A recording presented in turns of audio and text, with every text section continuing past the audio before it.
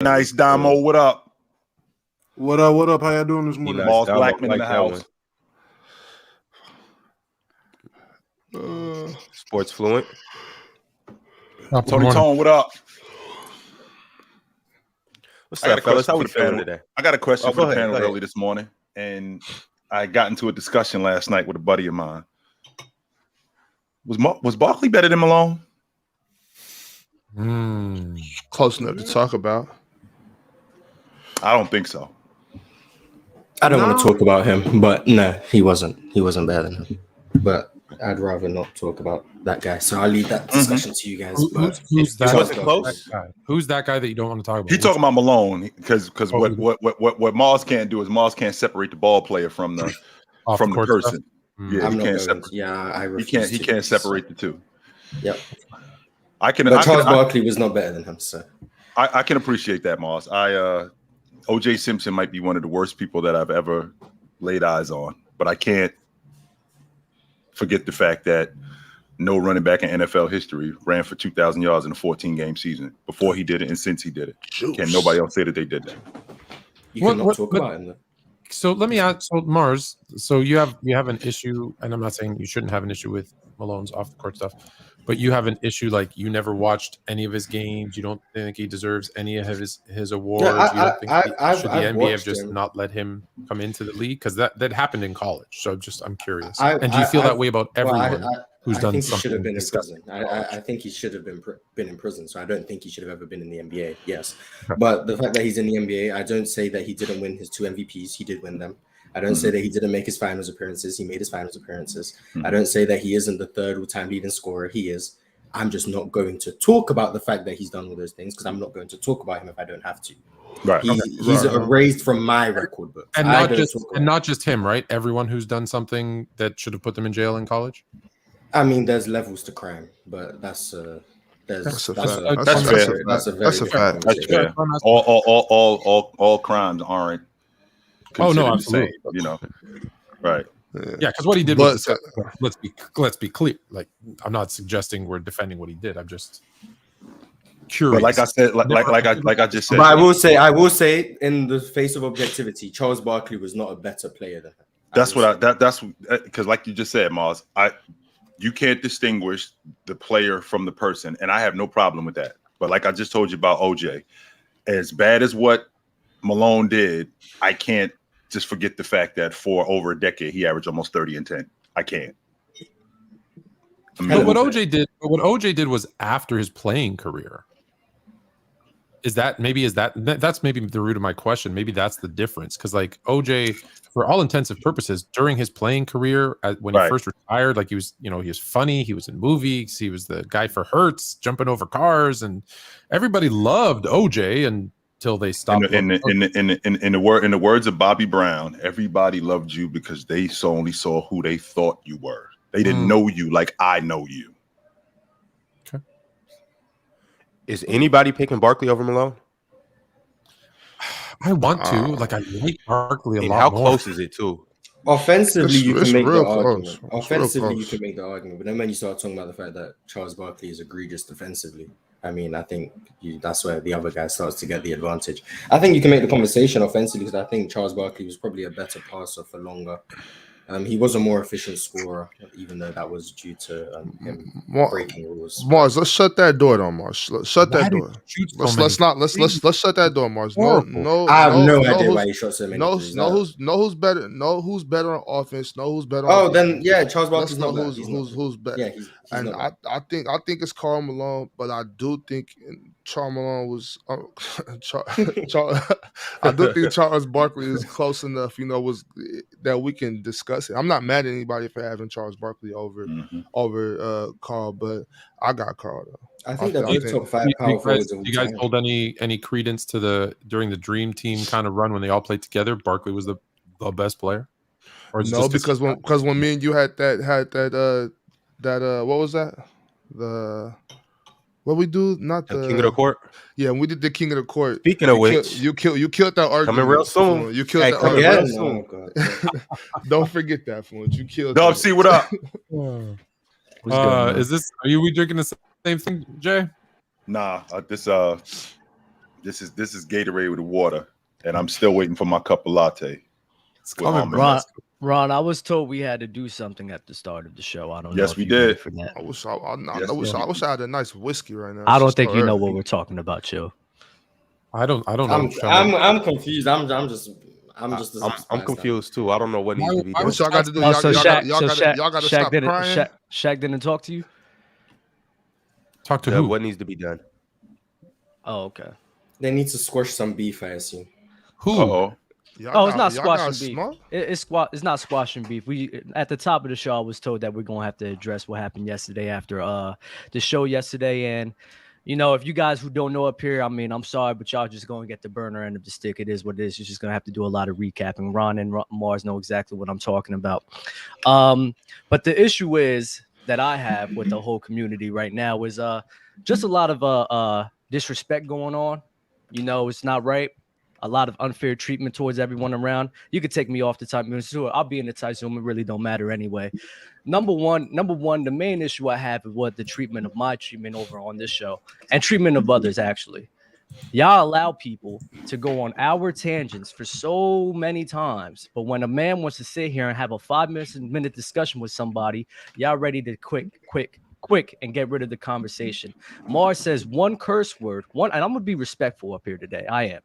But Mars says one curse word, and for that one curse word, he gets a suspension for it. The unfair treatment for the young guys up here is uncalled for. Number one. Number two, I've had a lot of animosity and stuff to think about for this last 24 hours, but it is what it is. We're just going to do it right now.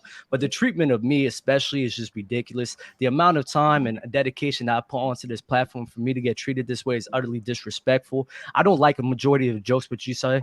And what I really want to say, which is going to get y'all mad, but honestly, I just don't care anymore. I'm going to just say whatever I want because I've been really nice to y'all for a very long time. And I'm going to start it off with Fluent. Fluent, I'm sorry. You probably ain't do nothing now, but you've done a lot of stuff before. That whole daddy stuff, that whole you my dad stuff, I'm not going to lie. I don't like that disrespect. That's disrespectful as hell. And when y'all co-sign that joke, I'm not going to lie. It makes me want to punch you to TV every single time. You made a statement a month ago about you live rent-free in my head off of a scenario that Mars brought out with the whole cheating allegations about a Black Friday event. When in all honesty, I could care less about honesty, bro.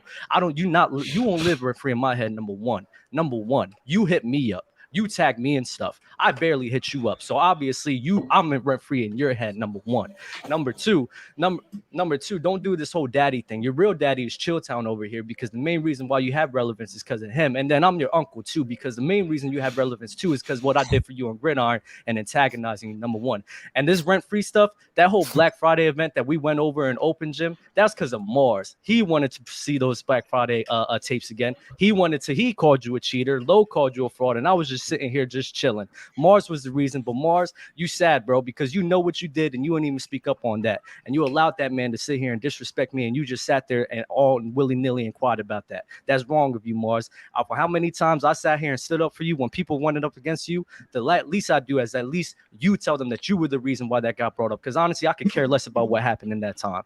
Bobby, I'm going to go to you next. Because honestly, I love you, Bobby. You my guy. No disrespect, but you very disrespectful when you talk about basketball, bro. Anytime when you in a disagreement with people, anytime when you can't have a long, honest conversation with people about stats, what do you run to? You won't play ball. I won't expect you to understand. You criticized Lowe last week and disrespected the hell out of him, questioning his love for the game.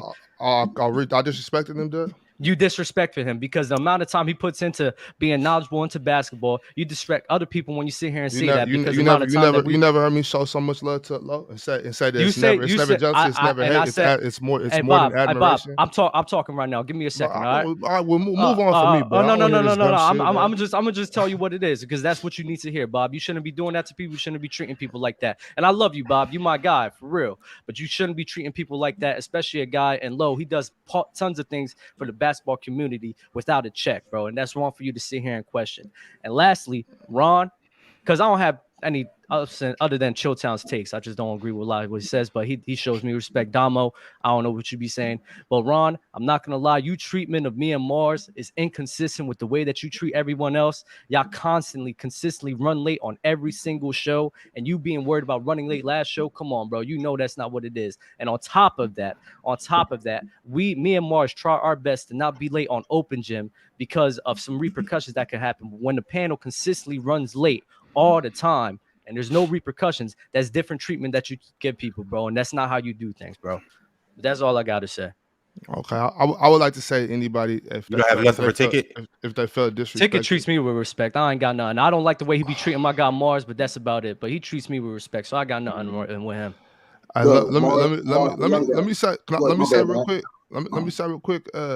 Anybody that feels disrespected by me saying that if you have to play basketball to understand certain things, if you feel disrespected by that, you know what I'm saying, I don't apologize. Because that's just facts. You feel me? That's just facts. It's not about what you say. It's not about what you say. It's not about what you say. It's how you say it. I don't apologize for speaking facts. It's not about what you say. It's how you say it, Bob. And it's wrong. I feel you. That makes sense. That's a fact. That's a fact. That's a fact. But I don't apologize for speaking facts, though. You feel me? I back Bob up on what he just said, Dub, because what he's saying is partially true. Because you got guys who've never been out there in the field that disrespect guys who actually been out there and understand certain situations, and it's not cool. And let me say this to you, Dub. With Mars is better right now. You're better because of Fluent. Fluent is better because of you. We all better because of each other, dog. We all push each other. Who gets cooked on here by the fans and by the people more than me? Who goes through the gauntlet more than I sit back in the background, listen to you all this time. Who goes through the gauntlet more than me over here? And I show up every single day on the road. And I've seen you grow from being a guy who came on here just talking to now you and Mars are at a higher level. You know why? Because guys like Fluent push you. They challenge you. He gets under your skin and makes you think. He make you go in your bag. And that's what makes you great. The same thing with me and Chilltown. Me and Chilltown talk shit every single day from day one. You know what? I don't take it personal. I tell her, hey, man, F you, whatever. I bring my ass right back in here every single day. You know why? Because iron sharpens iron, brother. And if you, get mad, hold on. Mm-hmm. If you get mad when you know we're cooking on basketball, because this ain't no real beef. Real beef is yellow tape and white chalk. That's real beef. This is basketball, bro. And the stuff that Fluent brings to the game is necessary. Fluent's aspects of the game, your aspect of the game is necessary. You two going at each other is necessary. Me stomping on Mars' ass is necessary. Look at where Mars came from at first and look at the level Mars is at now. Because why? Somebody dared challenge all that little robotic computer shit he was saying.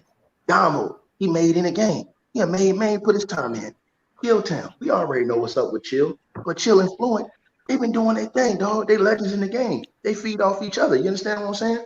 So I look forward to coming in here to the drama every single day because it does nothing but build us up. And nobody's going to be perfect.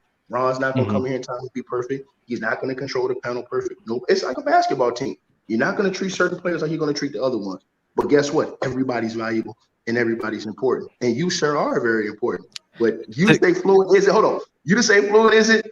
Fluent is the man, bro. And I'm telling you, I know he's the man for a fact. Hey, ticket. Hold on. I rock with you too. But you can't say Fluent ain't the man, y'all. You can't say ticket. 1 second. Hold on, bro. Hold on. He pushes you. Ticket. Let Dub get it off. He's the only one that can get under your skin like that, Dub. He pushes you. He challenges you. Let me tell you why. Let me tell you something why. I'm fine, bro. That makes you better, bro. That makes you better, bro. Listen, ticket. I'm fine with arguing shit with a bunch of people no matter what. I don't care. It really don't matter to me. But when you start saying things like rent free, when you start saying things like father, fuck out of here. I'm not gonna lie. No. Ticket.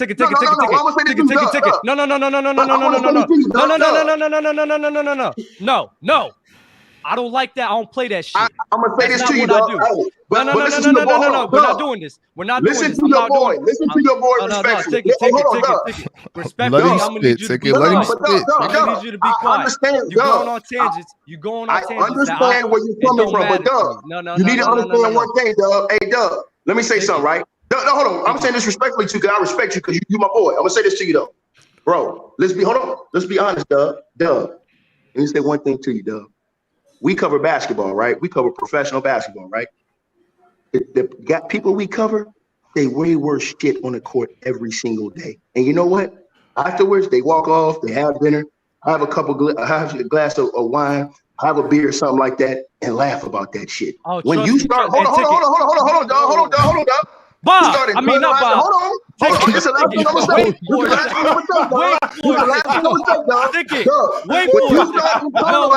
No. We're not doing it. I told Ron this.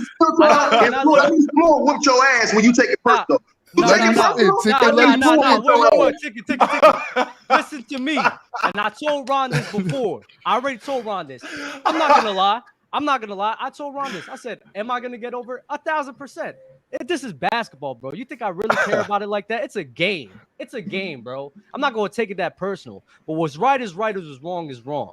And I'm gonna address what's wrong and hold y'all accountable for some of the wrong shit that y'all do. Now I'm gonna be tomorrow. I'm gonna forget about it. It is what it is. But y'all need to hear what y'all be doing wrong. That's it. I don't care about it. I could go the next day and not care about it. I promise you. I told you something in the food. Every time you come on the court in between the lines, you're gonna get this smoke.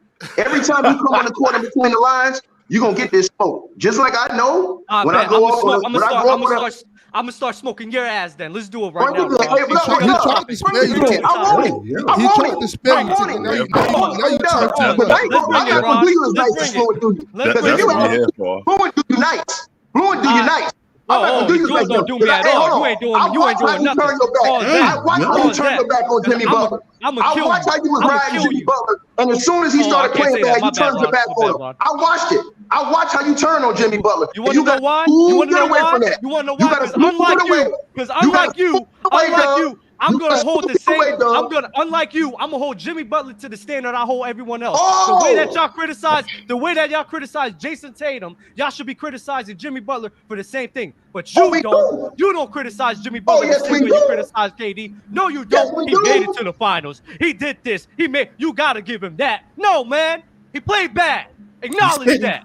Acknowledge that. Acknowledge that. You didn't criticize him. He turned his back on himself, but when he didn't perform to those superstar standards that you were holding him to. He was in the finals, baby. See? Look at it. You're doing it again. He played bad, Ticket. You didn't pick him to go. Praise and losing. You didn't pick him to go. You didn't pick him to go. What did you say? You said you thought he was going to get beat in the first round. So he overachieved. Everyone did. Everyone. But you did. Hold on. But you are a Miami Heat fan and you picked against your own team. Now you want to get mad when dudes is calling you out. If I pick Miami, I'm a biased Heat fan. If I don't pick Miami, I'm a fake Heat fan. No matter what I do, I lose. So screw it. It is what it is. Hey, Ron, let's go, bro. Fluid makes you more fluid, dog. He's made you great, bro. I'm gonna tell you, you getting grilled right now. Your Ticket TV is Dub TV 2 right now. It's Dub TV 2 right now. If you feel this way, if you really feel this way, why don't you do what we all been wanting you to do? Why don't you go get that rematch with Floyd one-on-one then? That's what we all been waiting on. That's what we all been waiting on. That's what we've been waiting on. We've been waiting on Floyd to whip the ass. Whenever. Don't matter to me. We've been waiting on him to whip your ass again. Realtown, Mars, Low, Ron, don't matter. Anyone. Okay. I do it all at once. Pause. Okay. Hey, Dub. And when he cooked your ass, don't cry again. You know what? And I'm a cook. You know what? Don't cry again. Don't cry again. Because Dub, Dub. This makes you legendary right here. This makes you legendary. This makes you legendary, dog. This makes you legendary, dog. Right now. Go ahead, Ron. Bring your next topic. And Ticket, you better be on your toes, because if not, your ass is grass. Let's go. Come on, let's get it. Hey, Dub, I do respect you calling out the establishment though, because there's sometimes there is a little unfair treatment. You know what I'm saying? I'm a bottom of the totem pole guy, so I feel it all the time. You know what I'm saying? So I appreciate you sticking up for the little man. Do Phil treat Jordan the same way he treats Scotty? Well, that's a fact. Well, I mean, no. And that's what I'm saying. I'm not Michael Jordan. It's the same way. Do Phil treat Dennis the same way he treats Bill Winnie? I don't know about all that. I'm just saying what I said. You go to any coach in NBA history. They don't treat all the players on the team the same way. Larry Brown. I respect that, Ticket. I understand that, Ticket. I'm not saying everybody should be treated the same.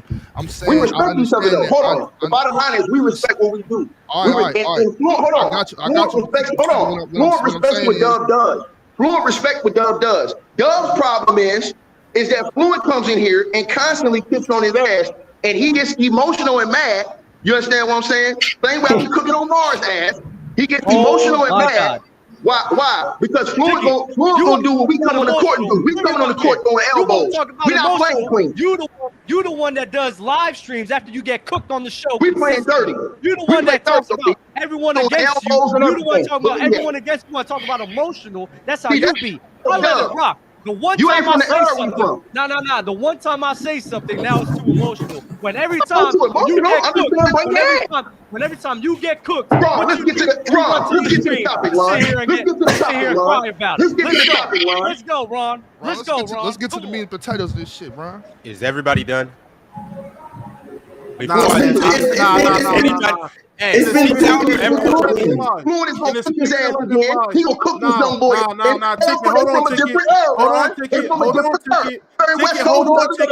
Hold on, Ticket. In the spirit of letting shit fly, freak it. We might as well just let the cat. No, let me stop. Yo, for real. I gotta go around the room and I gotta make sure everybody's cool. Dub, you got everything off? I'll probably go get a drink later on. I'll be cool. All right, cool. Ox, are you gonna stop telling people that they don't know what they talking about because they can't hoop? No, hell no. All right, cool. No way. Right. Because what I'm saying is if y'all feel like it's disrespectful, then whatever. You know what I'm saying? Shit, nut up, man. Damo, does it feel good that you I done got up here and got talked about like a dog. I've been called everything under the sun. So I could, you know what I'm saying, as long as I think I'm being respectful. I'm not hurting nobody's feelings purposely, but you know what I'm saying? If Lo, real quick, Ticket, if Lo feel like that was disrespectful, which I hope he doesn't, you know, I got much love for Lo. I got much love. Bring his ass. Hold on. Tell Lo bring his ass. If he wants to bring it out, hold on, Ticket. Ron gonna get to you, bro. What I'm saying is, Lo don't want it with me, so he's not gonna do that. But that's still my man. And if I feel if I feel like anybody don't know what they're talking about, just because what they say don't make no sense, I'll say that. I'll say that to Ron, Chill, Mars, Fluent, Damo, Dub, you Ticket. Low, but it's not no disrespect. I've said it to everybody. You know what I'm saying? So whatever. You know. Let's go, duh. To answer your question, Ron, I'm good. I've already held my Twitter space. My issue wasn't with nobody on the panel. It was with a lot of the clowns in the comments who like the comment, but they're not trolls for real. So I've already aired my grievances. I'm good. I like that shit, Damo. Hey, the sound of gunshots charged me up. We said that. When these dudes talking crazy in the comments, me and Chilltown, we dared them to come up here. Y'all seen they still ain't came up here yet. They talking all crazy. Actually, Ticket, it's funny that you mentioned that because dude came up yesterday. Not only did he come up yesterday, he swung and he missed. And you know what he said to me afterwards? Chilltown, this ain't over.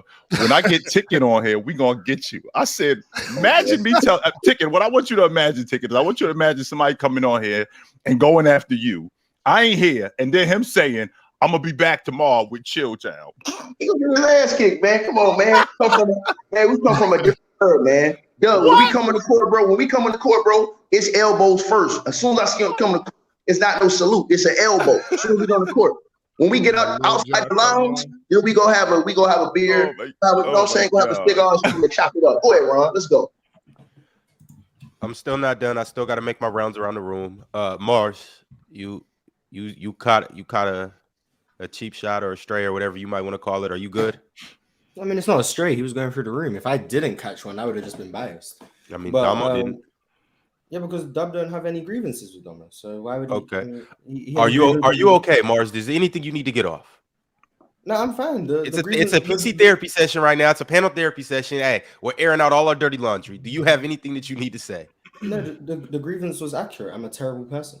And that's not news, Mars. Yeah, I'm going to start fighting other people and then act like I'm not involved. We already know that. I'm going to continue to do that because I'm going to continue being a terrible person. I'm very open about that. We're low at. Dub, I appreciate that you felt the need to defend me. But now that you know I'm a terrible person, you don't have to defend. And one thing, you better stop sitting your ass back on the show like you ain't got nothing to say. You know damn well what you have to say, and you just want to sit there in the back with your hoodie on, bro. Why don't you sit up and start talking, Mars? I'll say that to you one last time. Look at you. Look at you. I speak when I'm spoken to. I speak when I'm spoken to, or sometimes I have some energy. But for the most part, I'm chilling. And then if I get asked a question, I'll answer. But sad, bro. The grievance was accurate, so I don't have a problem with it. Lo, don't ever send your disciples for me, Lo. You better pull up. Yo, chill town. OG, what's up? How you feeling today? Hey, looks like we throwing bows. That's how we playing today. So we throwing elbows. That's what's going on. So I thought that we were gonna just rock today, but we throwing elbows today. So let's do it. I'm gonna cook your ass later. Certainly too. Not least. You ain't cooking nothing. I'm gonna cook you. Don't worry about it. You know what the thing I love about Dub? The thing I love about Dub is the guy that always wants to fight. And the guy that always wants to fight is the guy with that. It's almost it feels like a Napoleon complex. Like you the small dude and you he is that's for what sure. it feels like. That's For what sure. it feels like to me. It feels like a Napoleon complex where you're smaller than everybody else, but you gotta insert your dominance. But there's certain people on the yard you pick on, and there's certain people on the yard you push, and then there's certain people on the yard that you don't bother. And I'm one of those people that you don't bother. Now, if you want to come talk to me, though. absolutely, though. you can do that. But if you think that I'm one of those guys that you're gonna come and push over, it's not it's not gonna go how you think it's gonna go. Let me just put it that way. Ticket and Chill's under the scope right now. I'm gonna just wait to shoot. Go ahead. Well, Chill, everything you just said doesn't apply to Dub. He's going to the biggest dogs on the yard. Yo, Fluent, last but not least, is there anything that you need to get off? Sorry, hold on. I'm rescheduling the business meeting. Give me a second. Oh damn. Someone say he got bigger business. God damn. All right. Oh, W. All right. What you got, Ron? What's going on? All right, brother? y'all. Let's go ahead and get into it. I do want to talk about the draft. I want to talk about everybody's favorite prospects, and I do want to talk about the battle for the number 2 pick. But before I do that, it's 1 million super chats, so that's where we're gonna start. Mm-hmm. I got a super chat from a pimp named Slickback. He said, with the new CBA, when over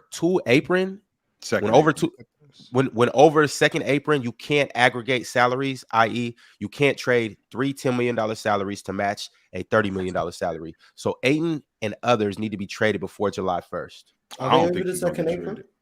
What's that? Not 10 days? 9 days? 10, what's that? Like a week and a half, I think.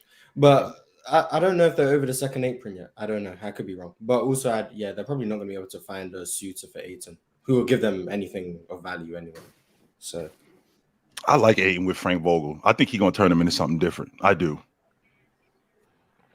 I hope he can do better, but I don't know I don't know who they about to roll out with that team, because if you got all those guys, I just don't know how much money they're gonna have. I seen a tweet, somebody claiming, the money problems for the Suns isn't as bad as y'all making it seem. They can still sign. Yes, it is. I don't know. Yes, I know how math works, and if there's a certain level of money that you have to have, a certain amount of money you can't go over without paying more money, then you're paying what, 160 mil to 3 players. You're gonna be set back when it comes to the rest of your team. You're gonna be set back. I don't get it, but hey, if they make it work, they make it work. I hope Lance is a great 6 man. And they have to fill out the rest of. And they have to fill out the rest of the roster. And you could get guys to come play for a little bit of money in Miami or in New York. It's tough to get guys to come play for a little bit of money in Phoenix.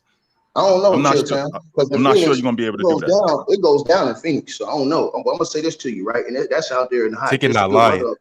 And let me say to you, Chilltown. They, in my opinion, they are moving off Ayton. They're posturing. Sometimes these teams will say, well, we don't see these teams, they're doing that so they can get a better offer for Ayton. Sometimes you got to posture to get a better deal. Like the Blazers, they're talking about, we're going to go get Bam out of Bayou. You really think Miami's giving up Bam for anything the Blazers got? No. So it's like I said, sometimes teams just throw out BS just so you can go along with it and see what the best offer they can get. I think it is value out there for Ayton. I just think that it's going to come all the way down to the wire to see what these teams' hands really are when it's up against the wall.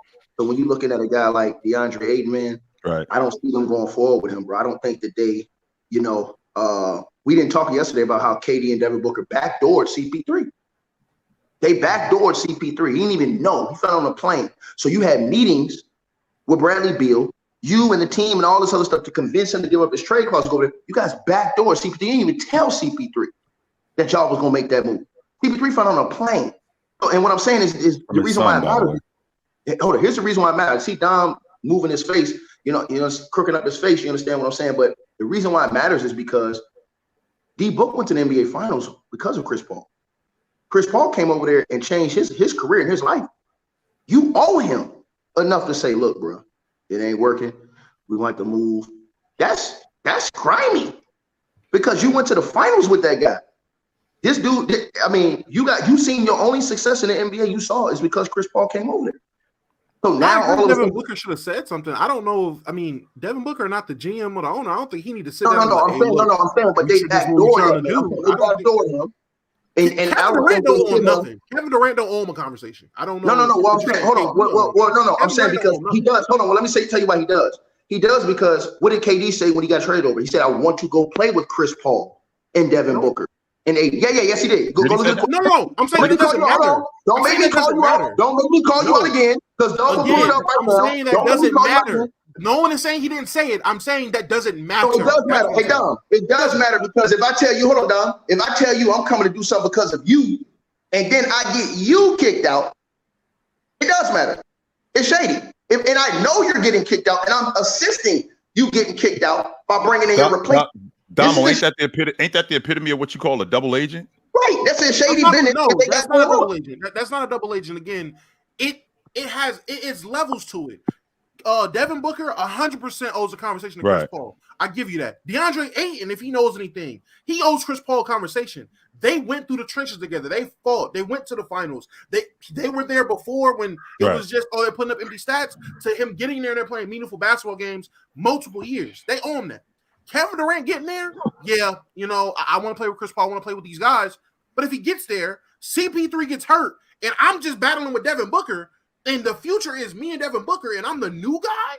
Right. I don't owe Chris Paul nothing. Absolutely, Nathan. You've known him, and you've been cool with him. They've been friends the whole time. So yes, you owe your friend a conversation. They supposedly have been friends all these years. No, I'm saying. So at the end of the day, I'm just saying if I'm being respectful, bro, and this is why I think that basketball players go wrong. They get afraid. Let's think about this. Y'all think Kawhi Leonard told Paul George, yeah, we're gonna kick your ass out of here. Go get something from Portland and then flip it and go get Pascal Siakam. You think Paul George just did an interview with Jerry West the other day on his podcast show. He's not thinking that they're gonna trade him because they came out and said they're gonna run it back with him and Kawhi. Now all of a sudden, midnight last night, Eastern Standard Time, they're fielding trades for Paul George from the Portland and Houston. He has to be thinking that, though.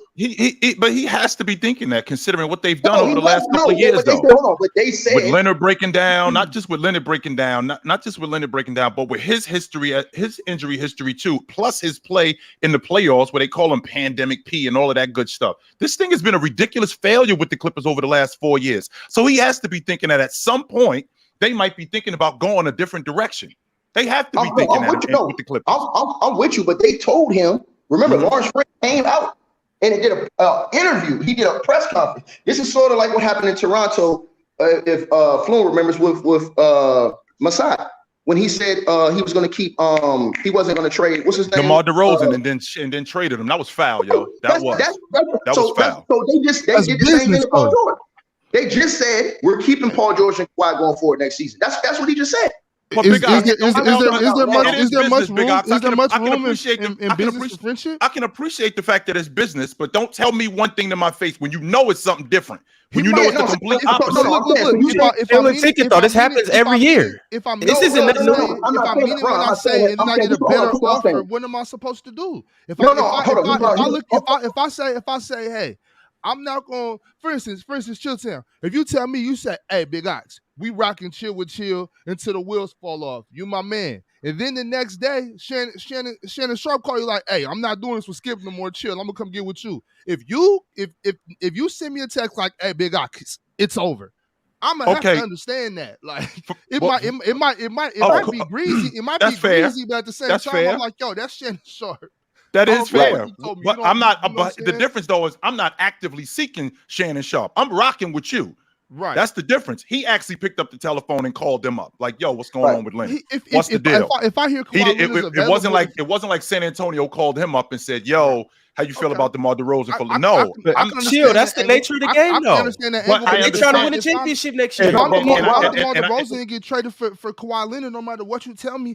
I'm understanding like, this is basketball. We've been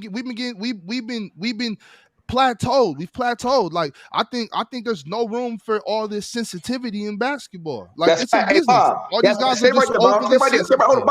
Stay right there. I ain't going nowhere. I'll stay here. That's why I said, like, for example, I don't know if Fluent knows this or not, the situation with DeRozan.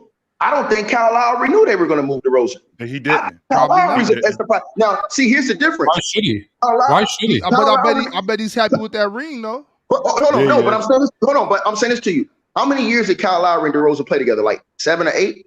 I don't know. So they he got traded in 19. So I think he got I think Kyle Lowry got there in 14. So I think 6 years they were together. Right. So and they were best friends. So that was his man. If Kyle Lowry knows that they're trying to move, that Masai is trying to move DeRozan, you think he's not going to tell DeMar, hey man, look, I'm just going to give you a heads up. They're trying to move. And that's why he didn't know. All I'm saying is this: when KD asked for the trade to the Suns, he said, "I want to go play with CP3. I want to go play with Devin Booker, and I want to go play with Ayton." That's what he said. Google it. That's his quote. So now, was he supposed to take Cameron Payne and Jake? No, but hold on. Ticket. Don't disrespect him. Don't disrespect him. Wasn't the question about Ayton? Don't disrespect who, dog? Yeah, I don't know. All I'm saying is out there in the all I'm saying is this, Floyd. All I'm saying is this. I'm saying that people would do one thing or say one thing, do another.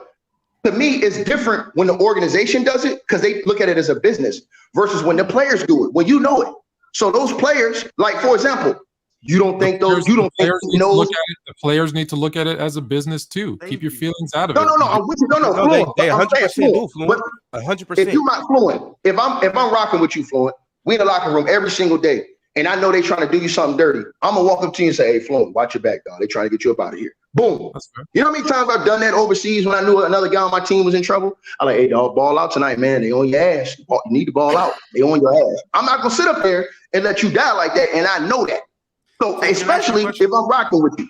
That's all I'm saying. What if that person not doing their job, Tiki? Go ahead, Damo. You going like Kobe? You going like Kobe and say your ass going hold up. Let me ask you. Hold up, Damo got a question for you. You put yourself in a situation and say, well, this is what I did when I played pro. Let me ask you, how many burner accounts do you have on Twitter right now?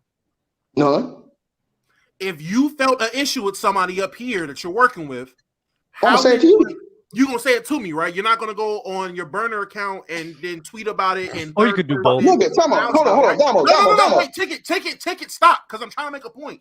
Take it. Right. My point is, we're talking about realistically, you're talking about Kevin Durant when you need to talk about Devin Booker and Ayton. But regardless, we're talking about Kevin Durant. Kevin Durant is not the guy you think expect him to be who he is. He's not mentally the toughest guy. Therefore, he's not going to put himself in situations that's very, it takes a real courageous person to put themselves in an uncomfortable situation. You telling the guy, hey, look, they be either about to trade you or cut you. Like, I don't know what you want me to do. And it's 2 days from his birthday. Like, it takes a real kind of person to put yourself in an uncomfortable situation. Kevin Durant don't want to do that. Kevin Durant wants to just go play with talented teams all over the place and seek no repercussions for it. This is what we're talking about. DMX had a quote, and I've lived by this since my mom showed me it way back when. Expect someone to be who they are. Expect a dog to be a dog. Expect a rat to be a rat. Expect a snake to be a snake. Expect Kevin Durant to be Kevin Durant. Like, I don't understand what we're doing here. This is the reason why Ayton's going to be out. This is the reason why Ayton's out. This is the reason why the coach is out. This is the reason why Ayton's out. The coach is out. So getting back to the question, the problem why Ayton isn't going to be out, or if he is, you're not going to like the trade, is no one wants him. I told you guys this yesterday. Only 2 teams even made offers for him last year.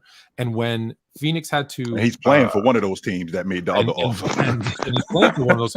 And that money that they had to match was more than anybody else wanted to pay. So now you got a guy who we all agreed regressed last season, making the amount of money that no one wanted to pay him last season except for the Pacers. So other than the Pacers, and why would they help out Phoenix? Other than the Pacers coming to the table and giving them something, they're not getting anything. And then you want to talk about them signing... You wouldn't want to... Sorry? If you were running a team, you wouldn't like DeAndre. You wouldn't think you could do something with Ayton? Depending on what I had to give back for him, that's the question. And what we're hearing is they're not willing to give what they want because Phoenix has them in high regard and they know that they need multiple pieces to go around those guys. So they're not going to get what they want. And if I'm another GM, I know what the situation that they're in, because here's the real situation they're in. They're over cap. And with the new CBA, they can't, the veteran minimum is like $2 million. The mid-level exception used to be like $5 million. So vets would go for $2 million. It was close enough. But now that vet minimum is like $7 million. You can get the mid-level exception is like 12, and there's another minimum that you can get for people over the cap, which is 7. Well, I'm not taking 2 when I can get 7 or 12. That's too big of a gap. So they're going to be stuck with a bunch of people that nobody wants at $2 million. So the rest of the GMs are sitting there going, why am I going to help them? Why am I going to help them? Only a moron helps out this team right now and gives them what they need. So they hold, the other GMs hold the rest of the cards, because if Phoenix goes with this lineup, those 4 guys and a bunch of $2 million guys, they better hope they get some Gabe Vincents and some whatever those other undrafted dudes were on the Heat. But Caleb what's the Martin. likelihood? Yeah, Gabe Martin. The likelihood they're going to get, Caleb Martin. The likelihood they're going to get 5 of those guys, or what do they need? 3 to have a 7-man rotation? It's probably not likely. I think it's a team desperate enough. I'm another GM. Yeah, I want Ayton, but you're going to get the contracts or the players I don't want in return. I think it's they don't need Ayton. The Rockets are not desperate for a big. They have Sengun. Yeah, they're not desperate for DeAndre Ayton. There is we're good. You straight, Mars? Yeah, we're good. There's no team desperate for DeAndre Ayton, and that's the issue here. Yeah, we're not about to get Ayton and then we have Sengun back up big. Now we're good on that. Or run what about Damo? What about Portland, maybe? What about guys like Cam Reddish, Kevin Knox? You got something, Dub. What you got, Dub? Nazir Little. What about guys like that, Damo? Kevin Knox has no getting Nazir Little from what, Minnesota? From Portland. You're thinking about Nazir. You're thinking about Nazir. They got Nazir Little. They got Kevin Knox. They got Cam Reddish. They got Matisse Thybulle. They got guys like that could not the shooter Matisse Thybulle. Oh no. I mean, and again, teams are gonna look. I said this when we originally when the news broke the day after, when we were sitting up here talking about the trade. Mm-hmm. No one is gonna look at that Suns team. No one's gonna look at them coming at them with Ayton and be like, "Oh, yeah, I'm gonna give you what you want." No, they're gonna want to rob them. They're gonna want to make it unfair. You know what? No, I said that. I want Ayton. No, I want Ayton to stay on that team because we know what Ayton does when he doesn't get the ball. He doesn't try. So now you're going to have Booker, Beal, and KD. He's not even going to see the ball. He's going to be a shell of himself. It's disaster waiting to happen. And it's I'm for it. Let's watch it. We're going to keep pushing on to the next super chat. No, we're not. We're believing our eyes in what we see with that team. But Ticket, to your point, yes, I would want him. I think he could be much better than he's been in Phoenix. I agree with that part. Before we move on, Fluent, I never got to ask you, are you okay? And do you have anything that you need to get off your chest? I'm fine. I've told you guys already. I don't care.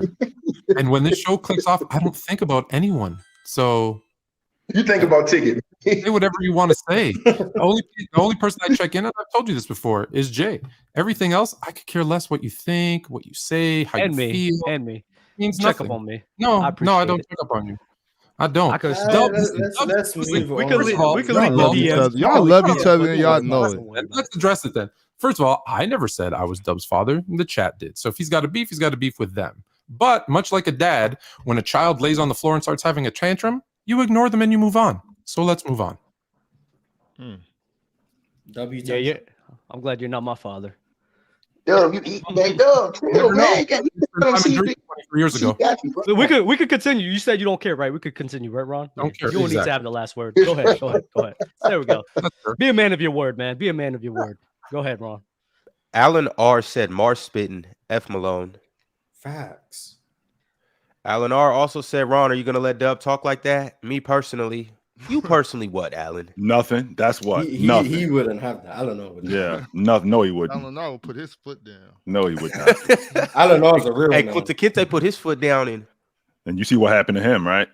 All right, bro. I'm not taking part in that. Vortex Nicholas IV said, what is everybody's favorite playoff series? 06 Spurs versus Mavs. Sorry. 1993 Eastern Conference Championship, Bulls Knicks. 2023 Lakers versus Warriors. I love beating the Warriors. Bars, what were you saying? I said 2006, the Spurs versus the Mavericks. Just seeing Dirk and Tim Duncan going at it, and that was an awesome series. Yeah, and that's one of my favorite series to watch. So I go back and watch that series. I feel like maybe once every few months. Well, what I can find. So yeah, I like the one when we got robbed by the NBA and the refs. Yeah. It just proved how good we were that they had to send the refs on us. I'll take that as a consolation trophy. Oh my god. Dub. No comment. Yes. Fluent. What are we talking about? Favorite playoff series? This year? Ever. Nah, just of all time. Lakers 19 finals. I think there's too many to really just choose one. The 2020. No, it's not too many. It's one I love. It's one I love, and it's just one that just happened where the Lakers got their ass swept by the Nuggets, and now you got LeBron. You're a Lakers fan. According to CBS, you're a Lakers fan, bro. Are you really sitting here telling us that of all the basketball that you watched in your life and all the playoff series that you've seen, the Los Angeles Lakers getting swept by the Denver Nuggets was the best playoff series that you've ever seen? Go ahead. It's not just because of basketball. Hold on. It's not just because. As a Laker fan as well. I just gotta ask. You're telling me your hatred for LeBron is so much more than your love for the Lakers, man? Come on. No. I'm gonna tell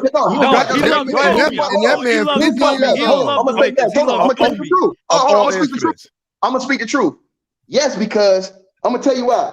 The reason why it's my favorite right now is because of how much stuff Mike Malone is talking to these boys. Mike Malone, he's the only dude that's beat LeBron and them, that's rubbing it in, and I love it. He said, I'm your daddy. I like that. Draymond was petty. Yes, he was. At the parade. No coach has ever done this to LeBron James. No coach. Like, come on. No. Oh, hold on. But hold on. That's not everything. Because now it's imploded between AD and LeBron. The report came out on CBS Sports this morning that LeBron James is done with AD. This is the reason why the Lakers don't want to give him an extension. Being happy at the downfall of your team is a new one. That's ridiculous. You talk about me and the Miami Heat. Luke, what about you and the Lakers? What's wrong with you? Hold on. What's wrong with you? Here's the thing. Hold on.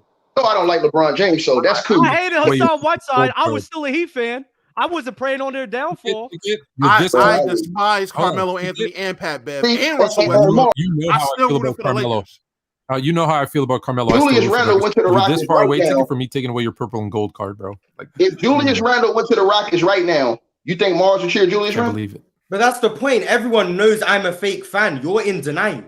That's you're the in denial about your fake fan. I'm openly a fake fan, but you're here acting like you're a fan, but rooting for the downfall of your team. Oh, I never acted like I was. I'm open. If the Rockets trade Jalen Green, I'm gone. If the Rockets get Julius Randle, I'm gone. If the Rockets get James Harden, I'm gone. I'm open. OKC is. Mars is a scumbag, and he owns. Yes, I'm open. He owns that. Yes, I'm open. Ticket, you gotta own it, or my foot is gonna go so far off the crack of that you're not even gonna know what yesterday felt like. Hey, look, I own it. I don't like LeBron James, man. I can't stand that.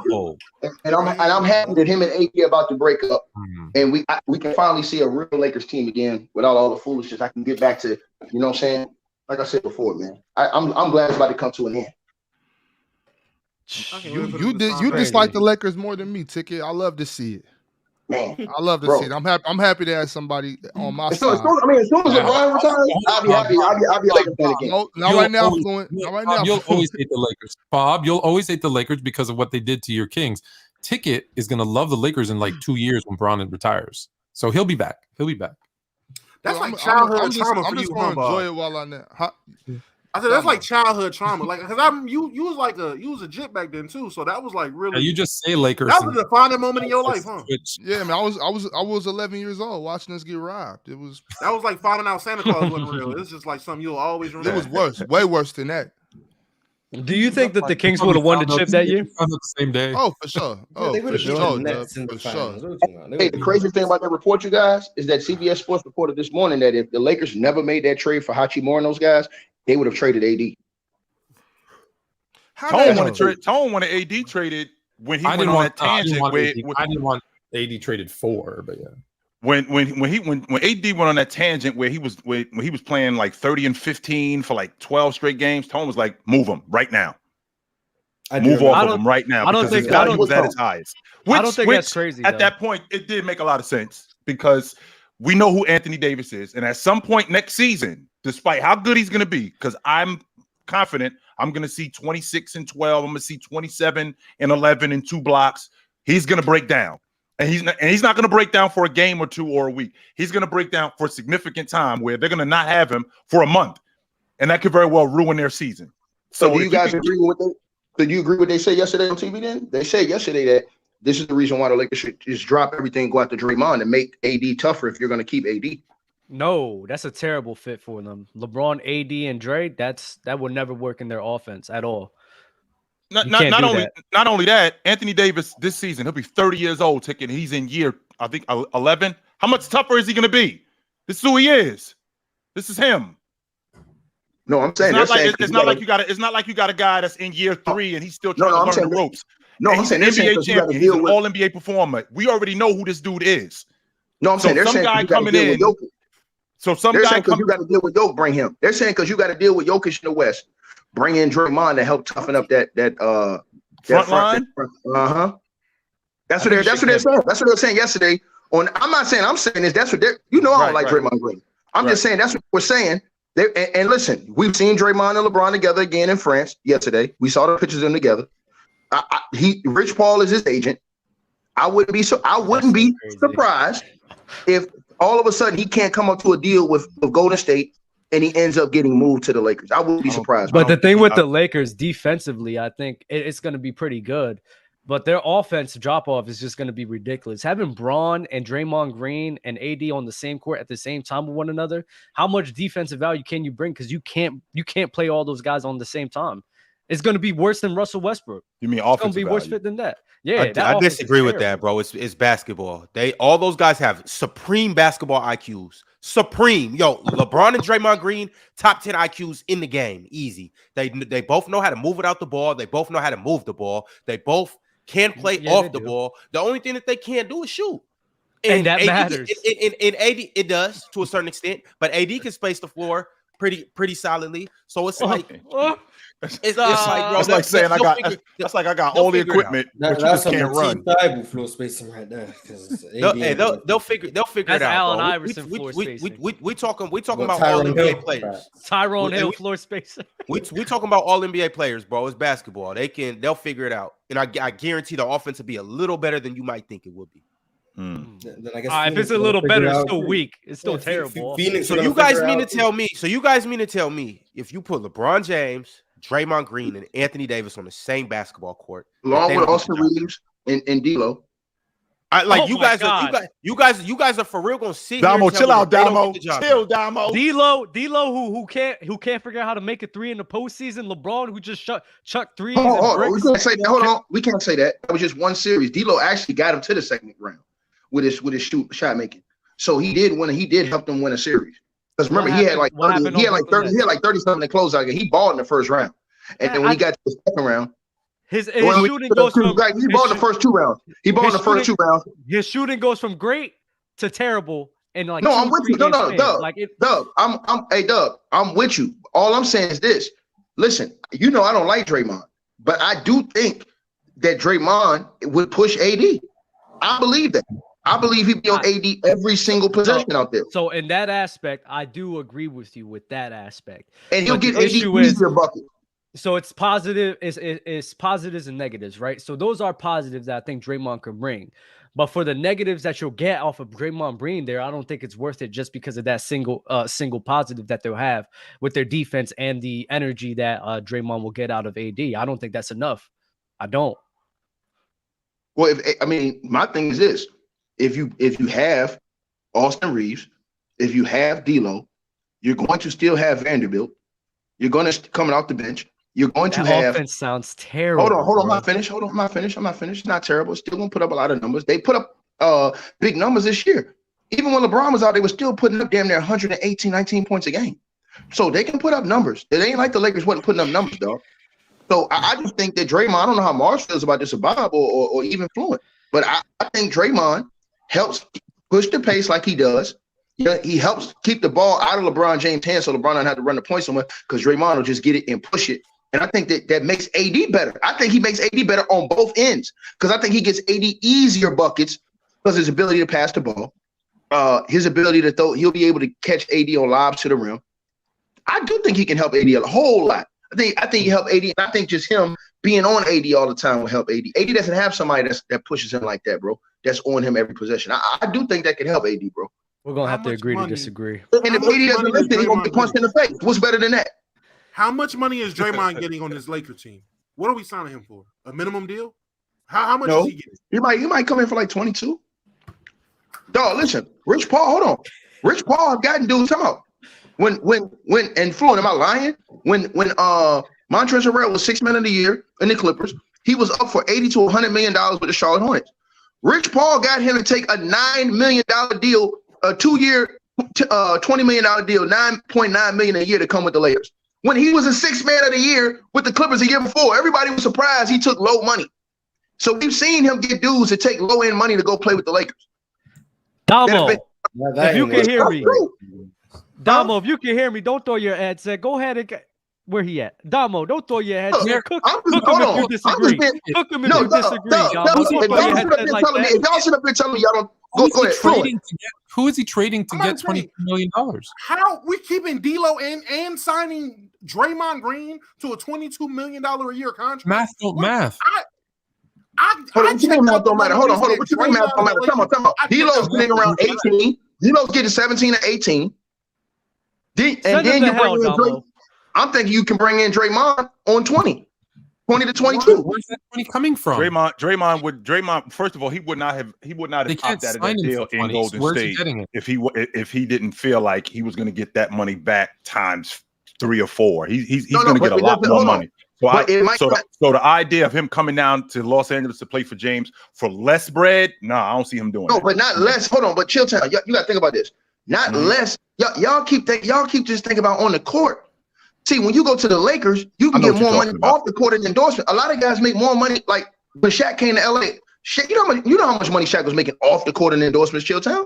So the money you making in endorsements, I mean, look at LeBron. He came in the league, was making more money in endorsements than making on his contract. Right.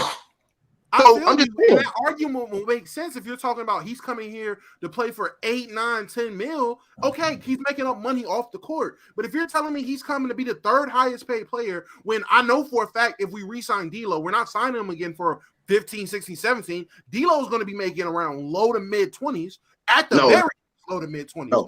He wants to get in the 20s. There's nobody else got that money for him. Who else has that money for D'Lo right now? Okay.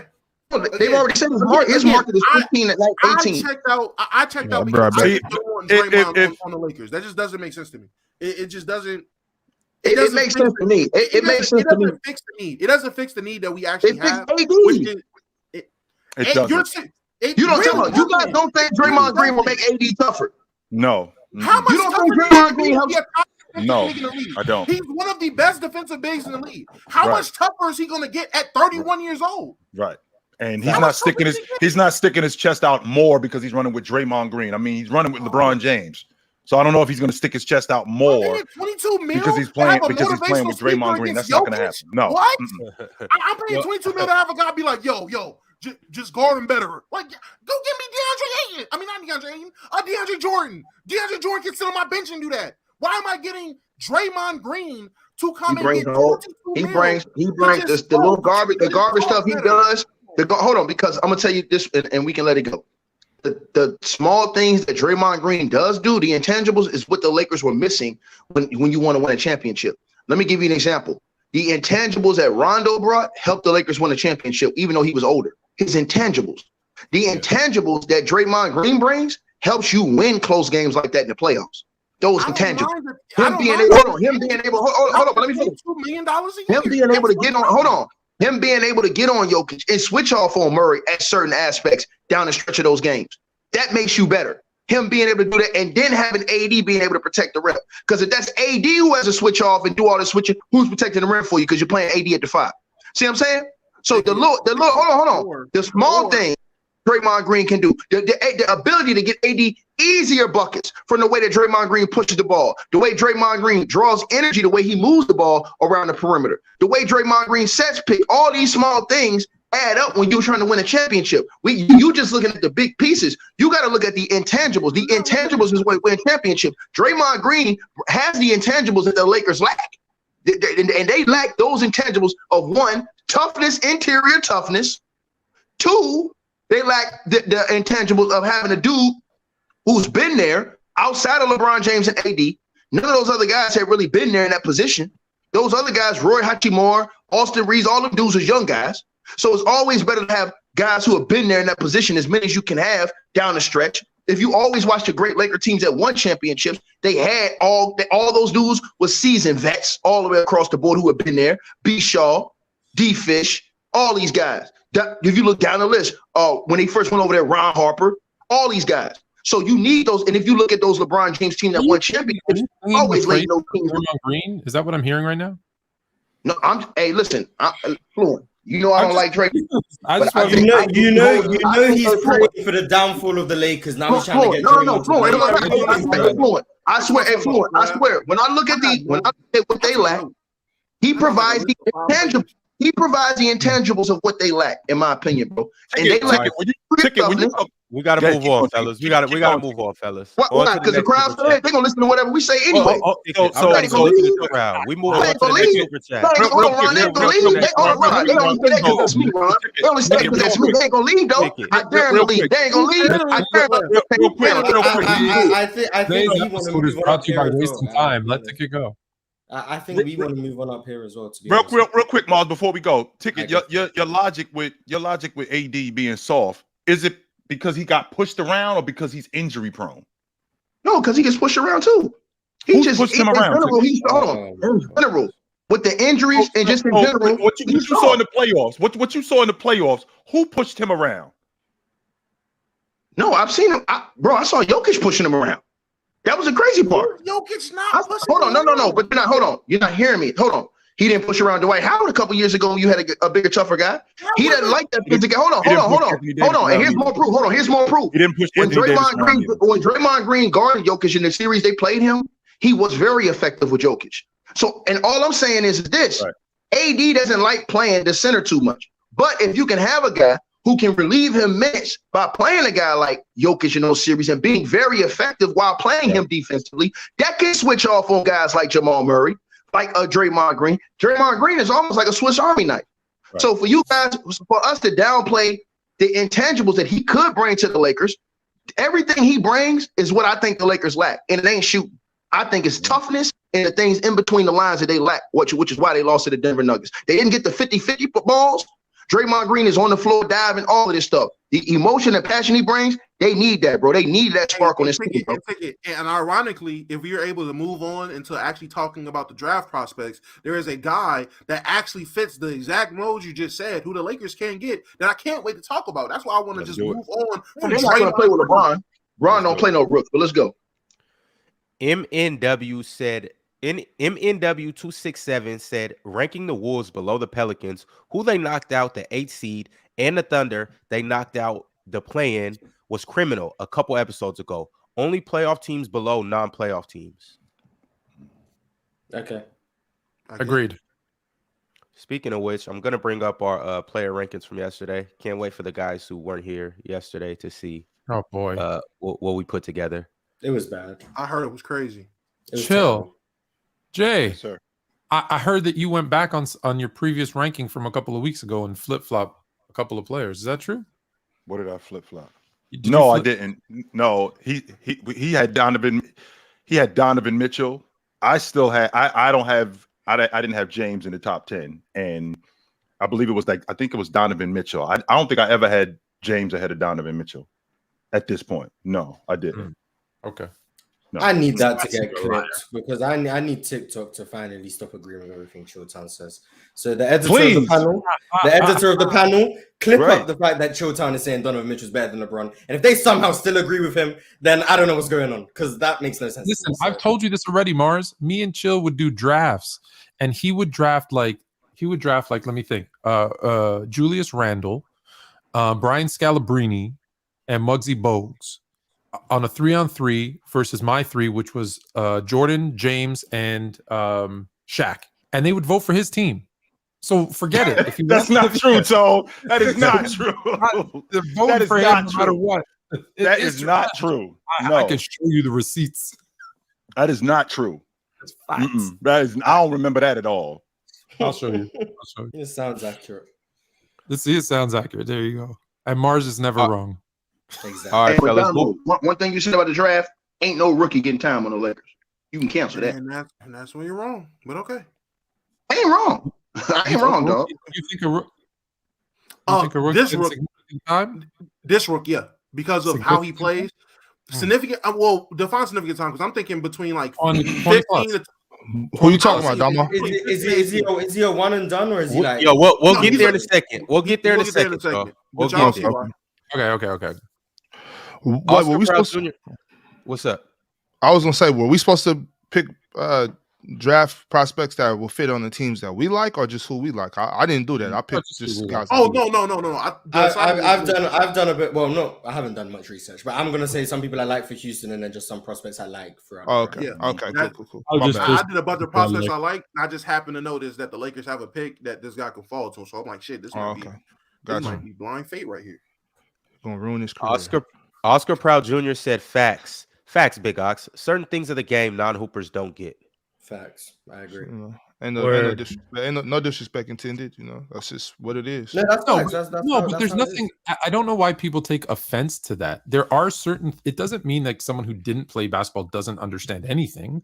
But there are certain things that people who didn't play basketball just you can't understand it. It's just that's facts. It's not feelings. There's some things about being in space that an astronaut will know more than someone who's just reading books about exactly. But to your point though, Dub, there has been times where it may seem like, oh, he's just stuck. That's just what he's saying. But I'm stuck because I can't explain it. I don't care that you say it.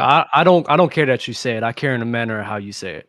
Right. Well, just explaining more to the viewers, and it's like, yeah, sometimes I've said that before, especially on the early, like the Wednesday, Sunday shows before. Mm-hmm. I've said it when it's like we've been talking about something for 45, 50 minutes, and I've explained it to the best of my ability. And I don't know how to explain certain things that I've been doing since I was 5.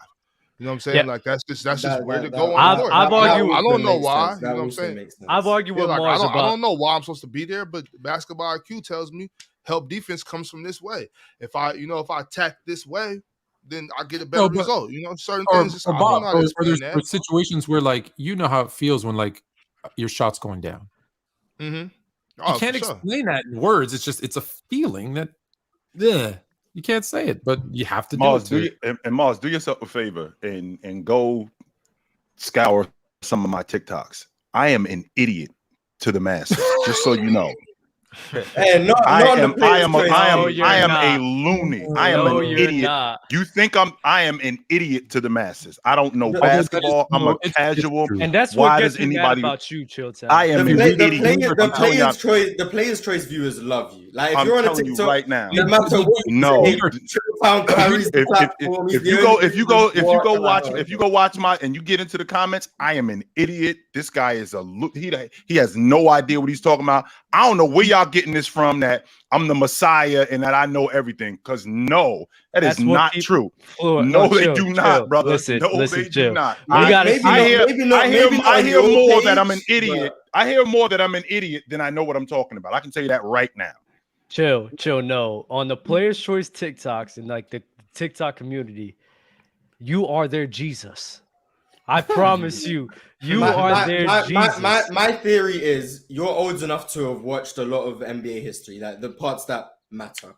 But you also have LeBron James as the GOAT, so they see you as a view of credibility of this guy saw Michael Jordan, he saw Magic, and he still thinks LeBron's better than him. Because clearly this guy must know what he's talking about. So maybe when Ticket says and his voice for young cats, tell them what they want to hear. Maybe. And Chill Town that's my theory. That's my theory. And Chill Town has a good voice. I'll give him that. Dub and Mars, I'm about to go to TikTok and straighten this shit out with Chill. The songs is whack as hell, but he sound good. The songs they writing for him is dope. But that's true. That's true. Corny as hell, but he just sound good. I realized that when Mars said something that was so generic, but like the way he said it with his accent, and everyone just started like glazing it in my head. I'm like, bro, he says something that's like common sense, but it's like he went viral off. I'm like, dang, bro. Like, yeah, I do have a similar effect, but mine goes both ways. Some people don't like that a British person, but other people like the accent, and it makes me sound more credible. So it goes both ways. Mars, I've been mistaken for Australian a lot recently. Mars, I've loved you ever since the day you tried to convince us that turnovers were good. Ever since that day, I was like, you know what? I said, you know what? You my guy, bro. All right, y'all. Lonnie Williams said, "Iron sharpens iron." Y'all brothers at the end of it. Devi Pooh said, "Where's Dr. Phil at?" I got Jesus. Jesus is my doctor. Pimp named Slickback said, "Love the show when there's actual debates. The personal attacks are getting corny, especially the tangents. It's funny sometimes, but it's really unprofessional and hurts the growth. Just a tip." Ain't hurt the growth since we've been on here. Shit, we 60,000 subscribers up. Keep it going. Maybe we should just put some suits on, and then we could talk shit to each other. Oh, and then the subscribers gonna go down. Yeah, I think us dressing up in suits. I don't know. I would like the suits now. I would like. Have you seen those suits from plug that name on? What's that now? Self-made couture. Self-made couture. Ooh, I think we all look better in those suits. Once they start making hoodie suits, I'll agree. Yo, should we make that a uniform and see how much the algorithms go crazy? ESPN has a.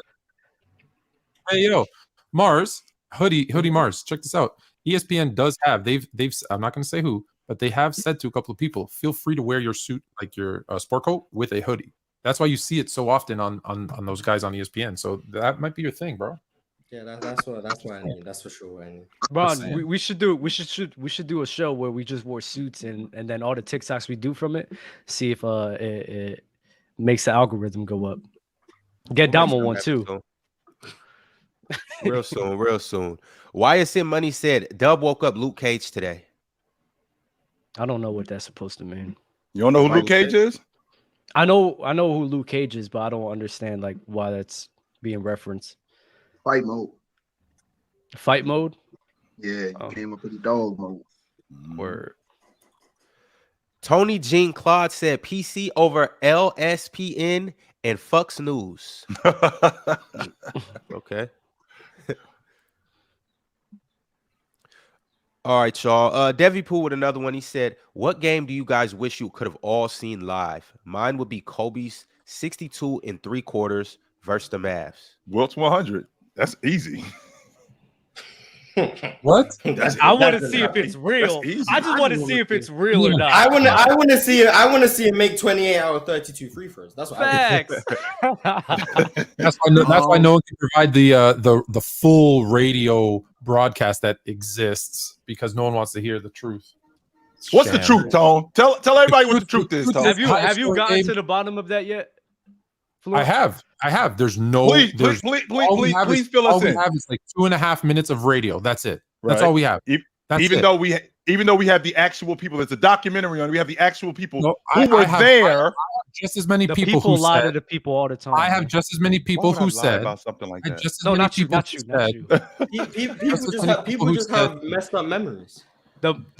You don't. If someone scores a lot of points and then someone after the fact says, the announcer said, he scored 100. But there's a scorekeeper who said, we were just marking off everything for Wilt. Right. There's a difference between embellishing, Tone. There's a difference between embellishing and it not happening. Okay. He might have had like 86, but 100. They just gave him 100.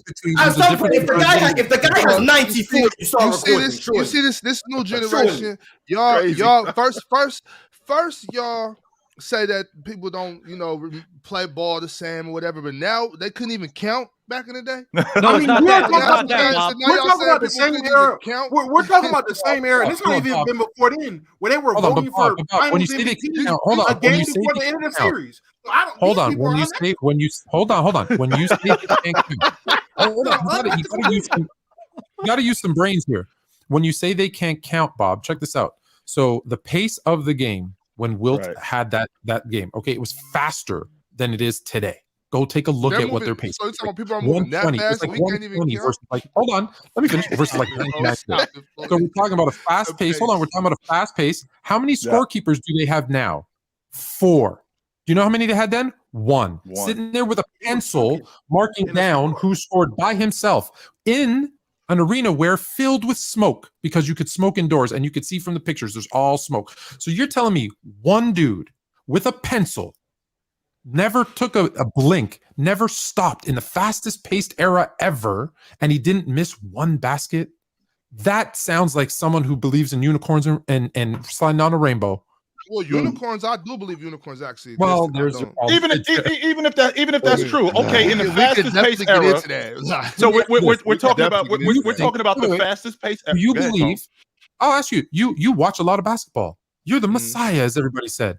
Jay, do you think you could sit there? Hold on. Do you think you could sit there for 48 minutes, just you, with a crowd, and your one little pencil and a piece of paper, and mark down every single stat for every single player of that game? Yes. Every point, at least first points. Yes. I'm liar on national television. From my knowledge, if you look down to write something, and then when you look up someone's already scored, are you writing like this? You're going to be guessing who scored. You're going to be guessing who scored. It's not that fast. Last I checked, it's still only one basketball. As fast as they playing, it's still only one basketball. There's one piece of paper you got to write on. Look, let me ask you this. Let me ask you this. You wrote in those columns. Have you seen it? Look, can I ask you this? Hold up. I want to ask you this real quick. Fluent. So was he responsible for recording points, rebounds, and assists? Did they everything record assists? Is that what you're telling us, Tom? One guy, one person. Everything. I'm not gonna lie, Chilltown. That's why I say we gotta take these 50s and 60s stats with a grain of salt. Right, that's what I'm saying. So that doesn't even sound correct. That doesn't even sound correct. There's no way that there's one dude doing it. I'm not saying his 100 didn't happen. I mean, when I did say it, there's no way. You know what else doesn't sound correct? You know what else doesn't sound correct? In a 7-game series, you voting for the Finals MVP in Game 6. That doesn't sound correct either, but it happened. I'm just saying things happened back then. Yes, they do. That's correct. In that 100-point game, it is 100% possible. Buddy could have made a mistake. Buddy could have just been like, you know what? I like. How you know what the bottom source? How you know what somebody like? Of all things, hey, can you zoom on this real quick? Can you zoom on this real quick? Not do their job. Y'all just assuming that this dude didn't do his job, correct? You know what that is? That's the scorecard. Look how neat all his numbers are. You're telling me he put all those numbers in, all those stats for every single player on both teams that neat and that straight without looking down? Look, you've never. That's a bold-faced lie. That is a bold-faced lie. Hey, Fluent. So he was responsible. Fluent, you didn't do scorekeeping for your girls' team in high school or nothing. Never done scorekeeping before. You gonna tell me that it's hard? He was out there playing. He wasn't scorekeeping. You can't play it all the time. My bad. I'm Fluent. Have you ever scorekept? I mean, like you've never, your team has never put on a tournament, and you had to do the scorekeeping for the other teams. Sometimes, like, or a girls game. One of the biggest conspiracies. Okay, Damo is, but you can't head Tom. Okay, but maybe Bob, don't do it, Bob. Hey man, I can't confirm or deny any of these allegations. I'm just saying there were moments, and we're talking about middle school and high school ball. Can you hear Tom? Can you hear Tom? Oh dang, what I missed? I missed that. Dang, Tom, you can't hear? You can't hear like this. Hold on, but you got to go like this. Don't forget the pace. Nobody's moving that fast. No, that wasn't going on. It's a sport ban. You notice how we go on these other tangents? Nobody in the comment section said, let's move on. Now I say something. You hoes want to say, let's move on. Shut your ass up and enjoy the show like you do on every other TV show. I'm happy to move on from this as well. Yeah, let's move on. No, we're absolutely moving on. Hold on, but Ron, before we move on, hey, Fluent, I got one thing to tell you. You seen that report just came out on Bleacher Report said that Frank Vogel said he wanted to keep CP3. They got beef over there already. Oh my God. I thought you wanted to move politicking. on. He just don't want CP3 on his wrong side, on the wrong side. That's perfect. Super he don't give a damn. What kind of coach in their right mind would want Chris Paul to stick we can definitely end the logic that Russell Westbrook is coming to Phoenix. We can kill that. KD cap on that too. Talking about we don't appreciate Russ. Why you leave him then, goofy? Because he was sick of losing with him. I'd have left him too. But you can appreciate don't come around here now. Don't come around here now beating us down, telling us how we ain't praising him when you left him. you can appreciate someone from a distance. He started. That's a fact. All right, y'all. This is a good time. Girl, hold on, Mars. You appreciate your girl rolling with me from a distance? Oh my God. Russ wasn't KD's girl. Your ex-girl, Mars. If your ex-girl was with me right now, you would admire her from a distance, looking at her with me. I don't admire my ex. If I have, but if his girl's his girl's a good girl. Wait. If his girl's a good girl, he could acknowledge that she was a good girl. If she ain't gonna be with me, if she a good girl, she ain't finna be with me. Then why are you using yourself as an example? Little ticket? No, I'm kidding. That means she wasn't a good girl. What are you talking about? If a girl, I don't get how this pertains to Russell. That means she was a very bad girl. No, stop. If a girl's a good girl and she's with somebody else, I can still acknowledge, that's a good girl. She's still a good one. No. So back to but hold on, real quick. So you agree? Hold on. So you agree with what he said? You think that KD can admire Russ from afar and criticize other people who criticize Russ, but he left Russ, and we ain't supposed to say nothing about that. When we call him out for leaving Russ, we're haters. I don't care how good she is. I don't trust her body count, just like I don't trust 100 points. All right. But it's like Ticket. But Ticket, if she look good, but she toxic, yeah, I'm gonna admire her from afar. Like, yeah, she bad, but I'm happy I don't got to deal with her crazy ass no more. Well, she like a Kardashian. She like a Kardashian. She always got somebody. Wow. All right, y'all. This is a good time to acknowledge that the show is brought to you by Underdog Fantasy. Brought to you by. What is Underdog Fantasy? It's an app or website that you can go to and you can get in on some NBA action. They have a contest called the Pick'em Game. With the Pick'em Game, you get to choose your favorite or least favorite players. You pick them by their stats, and you essentially choose higher or lower. So if it's LeBron for 25 points a night, you're probably going to choose higher. Some people might choose lower. Who knows? But you choose one of them, and you can win up to 20 times your money in one night. Where can you find it? It's right there at the top of the chat. Right there. Click on it. Use the promo code THEPANEL and get you some good money. Hey, pay your rent, pay your car notes. Get your baby something nice. All right, y'all. Let's continue to keep it pushing. Now, I do want to talk about everybody's favorite draft prospects. Who do we like, and who do we think is gonna, who do we think got some potential to be good? Who do we think is gonna be rookie standouts? Everybody outside of Victor. We don't have to talk about Victor. I didn't even come to the draft. How deep in the draft did you want us to go? I just want to talk about the second round or like the top 20. Whoever you like. I picked Victor, bro. Everybody likes Victor. I do think if we're talking about the draft, we do kind of have to talk about Fluent. Yeah, I don't like Victor. Everybody likes Victor except for Fluent. I think it's possible to talk about the draft without talking about Victor, but you would have to actually look at the draft. Why you don't like Victor? Because of his health? No. I love Victor. Fellas, we're not talking about Victor. I just said we're not talking about Victor. Wow. Can I hear you guys? Why are we not going to talk about the best prospects in the draft? Hell host, bro. Because there's more prospects. I feel disrespected. I'm not saying only bigger than because everyone's heard and talked about Victor, and honestly, there are more guys that need to be talked about than just the top three guys, top four guys. Which we're going to do. I feel you, Damo. I feel you. But y'all keep that. That's fine. I think at some point we have to talk about the number one pick, in my opinion. We'll talk about it Friday when he's drafted. Right. Friday we'll talk about the top three. So let's can we say no Victor, Miller, and no Scoop? We are going to talk about who else is in the top 10 that you like. I just want to hear we'll talk about them eventually because I do want to hear who you guys think is going to go second and third. But right now, outside of the top three, I want to know what prospects do you guys have in the kid from Villanova, Ron? Who's the kid from Villanova? I like him. Cameron Whitmore. I love athletic him. Guard, the athletic guard. Cameron Whitmore. Bro, that dude is a monster. Listen, I'm gonna tell you something. I think he should be high. I think I would take him top 3, top 4. I think, matter of fact, I'm gonna be honest with y'all, bro. It's a couple of dudes that's prospects in this draft that I think are better than because I don't think that school. He only shot 42% from the field in the G League this year. So I do like his athleticism. I think he has a good upside. But he's like, to me, he's a low percentage guy, and I gotta see more from him, man. And then with like I said, it's other guys, man. It's a dude that didn't even go in the draft this year. I thought he should have won the draft. He could have been, to me, he could have been a top 10 pick, and that's Terrence Shannon Jr. out of Illinois.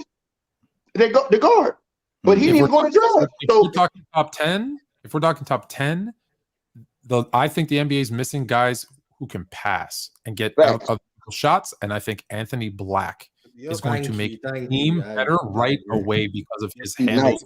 Tone, I watch him. I don't love him, Tone. He got a lot of raw athleticism, and not only does he have a lot of raw athleticism, he doesn't really seem to know the game yet, and that worries me about a guy like. I know that. What do you mean? What I mean when I say he doesn't know the game. So the kid. I'm extremely impressed by his feel for the game. So maybe I'm way off right now. Well, the guy the twins Thompson. He doesn't know the game, but I believe his IQ is a little bit higher. This kid right here, I'm not really sure that his IQ is there.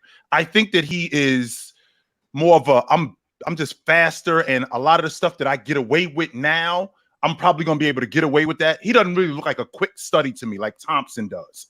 Thompson looks like the type of dude, he'll pick it up just like that. This kid Black doesn't really suggest to me the type of dude that'll pick it up as quickly as Thompson does. What I see from Black, though, I've is never someone disagreed with Chilltown more than I just disagreed. I'm about to say, that's the first I've heard about. That's the total opposite of my opinion. Anthony Black, literally one of the best, if not the best, guard defender in this draft. I may be wrong on him. I may be wrong, but definitely great feel for the game. One of the better playmaking guards in the game. That's the first I've heard that. But hey, and I'll say this. Look, he's not a great shooter. Oh yeah, that's the issue. But I'm okay with that because I want him to look to pass first because I think the NBA lacks a lot of guards who pass first.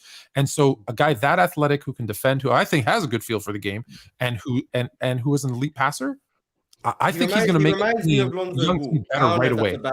He reminds me of Lonzo Ball. That's like a big guard, great feel for the game, high IQ, understand, great defense. Like not just on ball defense, but he understands rotations. He can play off the ball, great hands. Yeah, I like him a lot. The issue with him is obviously his shooting. I also think his scoring aggression probably needs to be more aggressive, just looking for his shot. I think that will elevate his playmaking. But his feel for the game being questioned that's a new one for me because for me. When I talk about like passing guard, I think he's the best passer in the draft. I think he has the best feel for the game in the draft.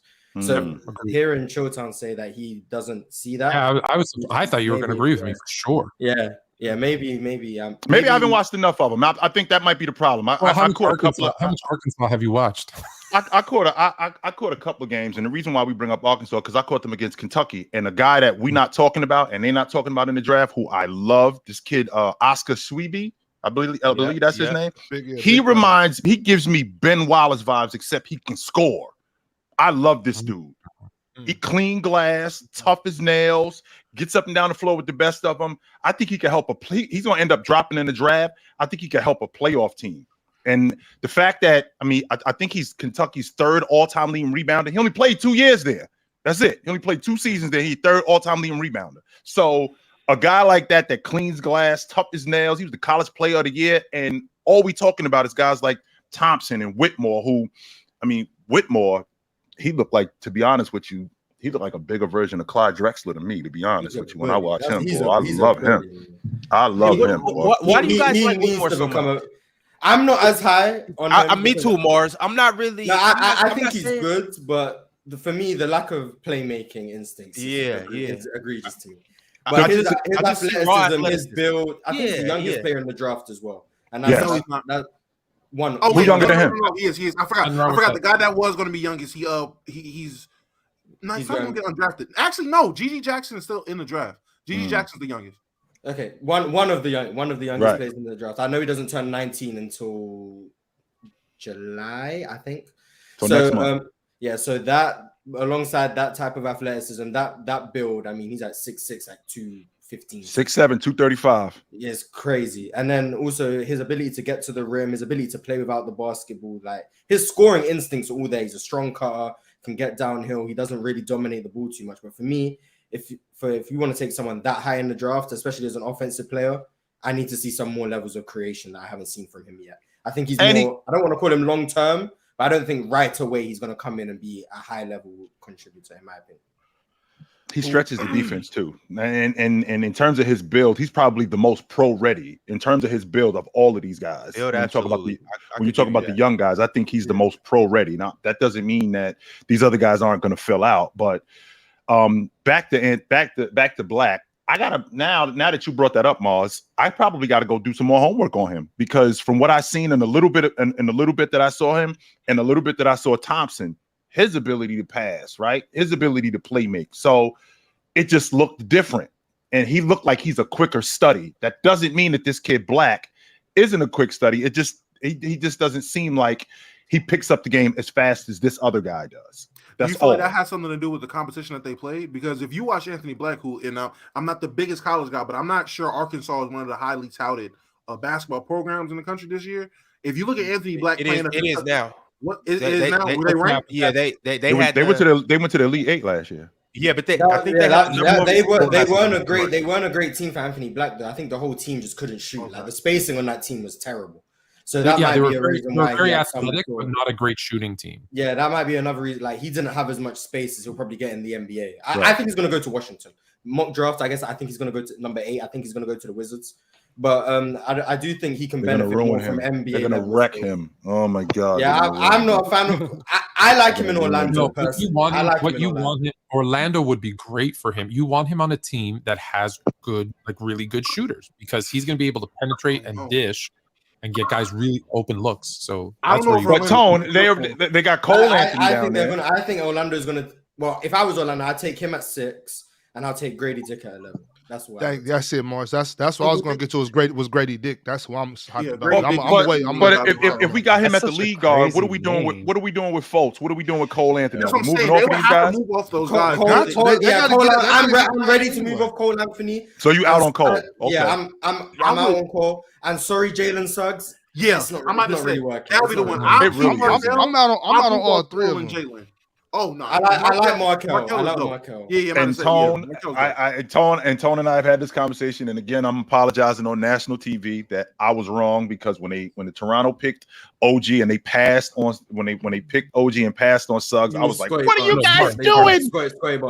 Yeah, when they picked Barnes, Scotty Barnes, not OG Scott. When they picked Scotty Barnes and they passed on Suggs, I was like, what are you guys doing? Tone kept telling me, listen, this guy is the real deal. He's gonna be the real deal. And I was like, okay, I'll pay. Because Scotty, I'm down here in Florida, so I watched Scotty Barnes at Florida State, and I wasn't that impressed with him.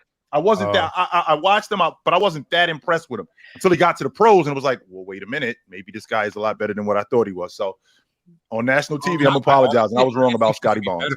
I think he can be better than what we've seen. It's just Toronto's not. Oh, for sure. He'll get there. Talking about like what Chotan said before, like Ben Wallace and like role playing guys for me, and defense, like Taylor Hendricks, right? How you guys feel about him? Because I think a guy that was the next name I was going to bring up. Yeah, because I think a guy that size, that long. Oh no, I like him. That guy that long, he could shoot. He shoots 42% right now, right? In college, I think so. Bro, he could be the answer to a lot of teams in the NBA, bro. A lot of teams, bro. So I really like what he can do for the team. You hit the nail on the head there, Dub, because you got a guy who can defend that many positions and can shoot, and he's 6'8" with like a 7-foot wingspan. Like that's the prototypical NBA player. Can shoot and can defend multiple positions. That's exactly what you want. Do you prefer Taylor Hendricks to Jarris Walker? Because I prefer Jarris Walker personally. I'm gonna say I like Jarris Walker. Nah, I think Hendricks. I think he has higher upside for like portable, for him to be portable for those guys. I think I like Hendricks a lot. I'm not gonna hold you. I like Jarris. I think Jarris Walker has a higher ceiling, in my opinion. I think Taylor Hendricks, like, he pans out as a high level role player, but Jarris Walker gives me more playmaking feel. High levels of versatility defensively. I'd argue he's more versatile than Taylor Hendricks. Doesn't provide as much great rim protection as Taylor Hendricks because he's at 6'7".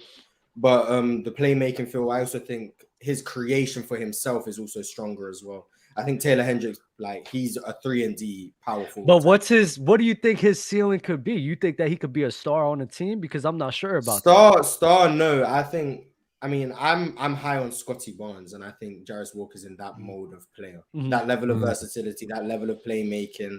Not going to be a lead creator, but can be a secondary or tertiary creator for your team. Also providing defense on, I'd argue, 2 through 4, maybe 2 through 5, depends on how it goes.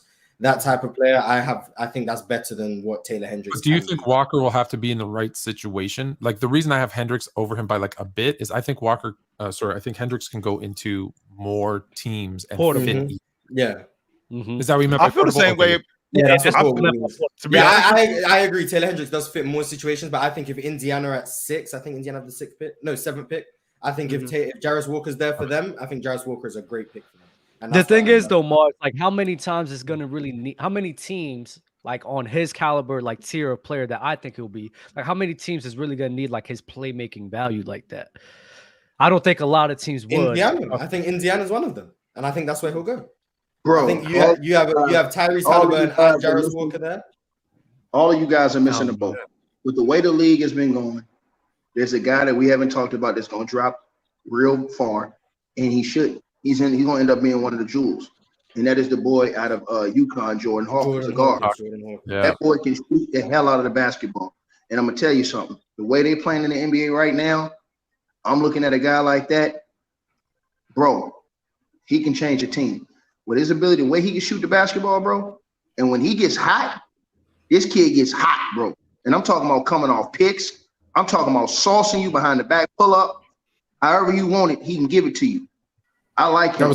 That was the next name on my list, Ticket, because you know what? I think people only look at him as a shooter, and you're gonna be surprised he's gonna do a little bit more than shoot too.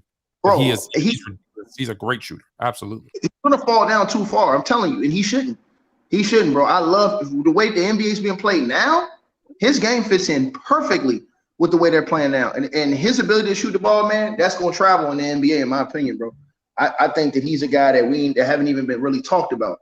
And him coming out of a storied franchise like UConn, like I said before, man, I watched this kid all season long, man. He the truth, man. And I told you, this is another guy I want you guys to look out for. And he took his name out of the draft this year, and I thought he should have been higher than what a lot of people were saying. That was Terrence Shannon Jr.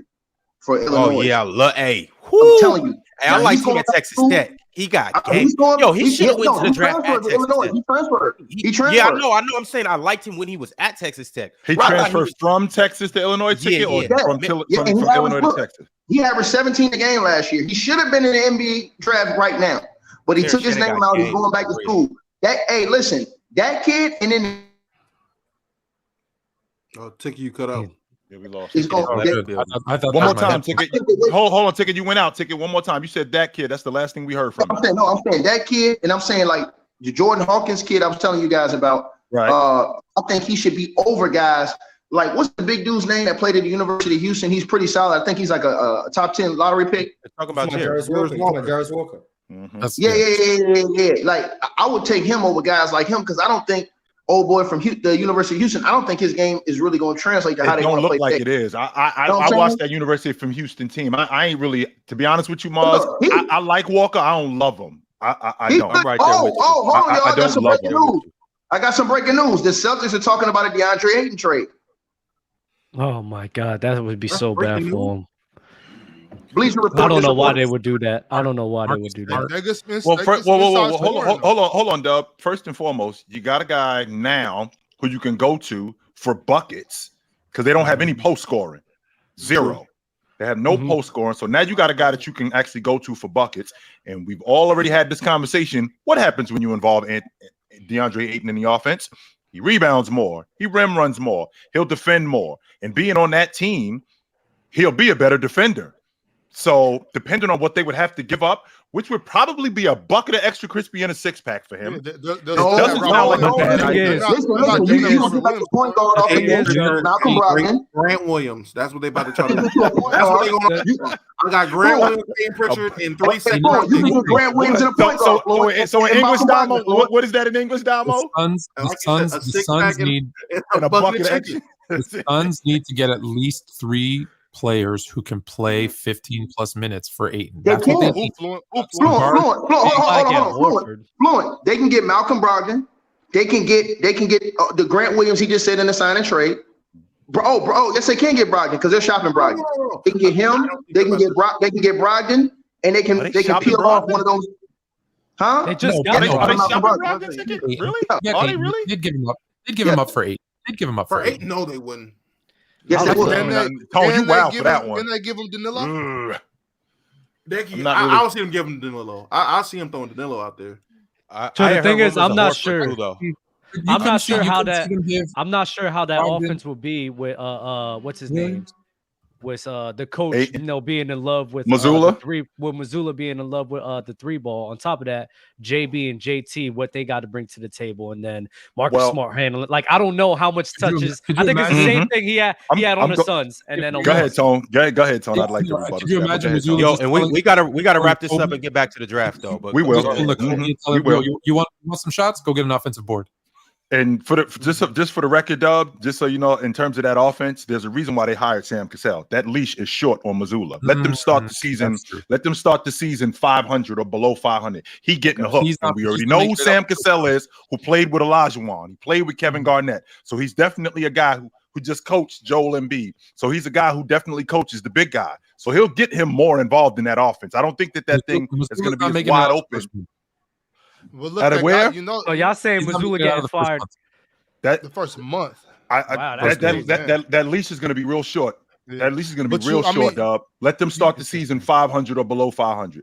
You know they got to get another scoring threat in Celtics start out like they did 2 years ago when they went to the finals. Remember that when they started? I believe in January they were like in 11th place. He's out. Mazzulla's out. And Cassell is in. They got to get another.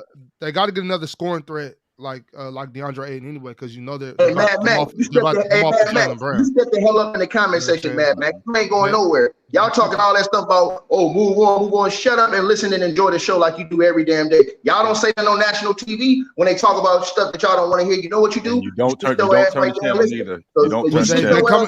The Celtics are coming off. They're coming off of Jaylen Brown, so they got to get another. I don't think so. I think they're buying into him, bro. Oh, they're not. Yeah, I don't think they're coming off of him, bro. No, they're not. If they was coming off of him, Ox, they would have already moved him. They got time. Well, today, tomorrow. I bet you see a lot of trades today, tomorrow. One of my good buddies, he calls draft day check day. That's the day when I got all my money, whatever you want, come get it. Because after today, Ron, I'm broke.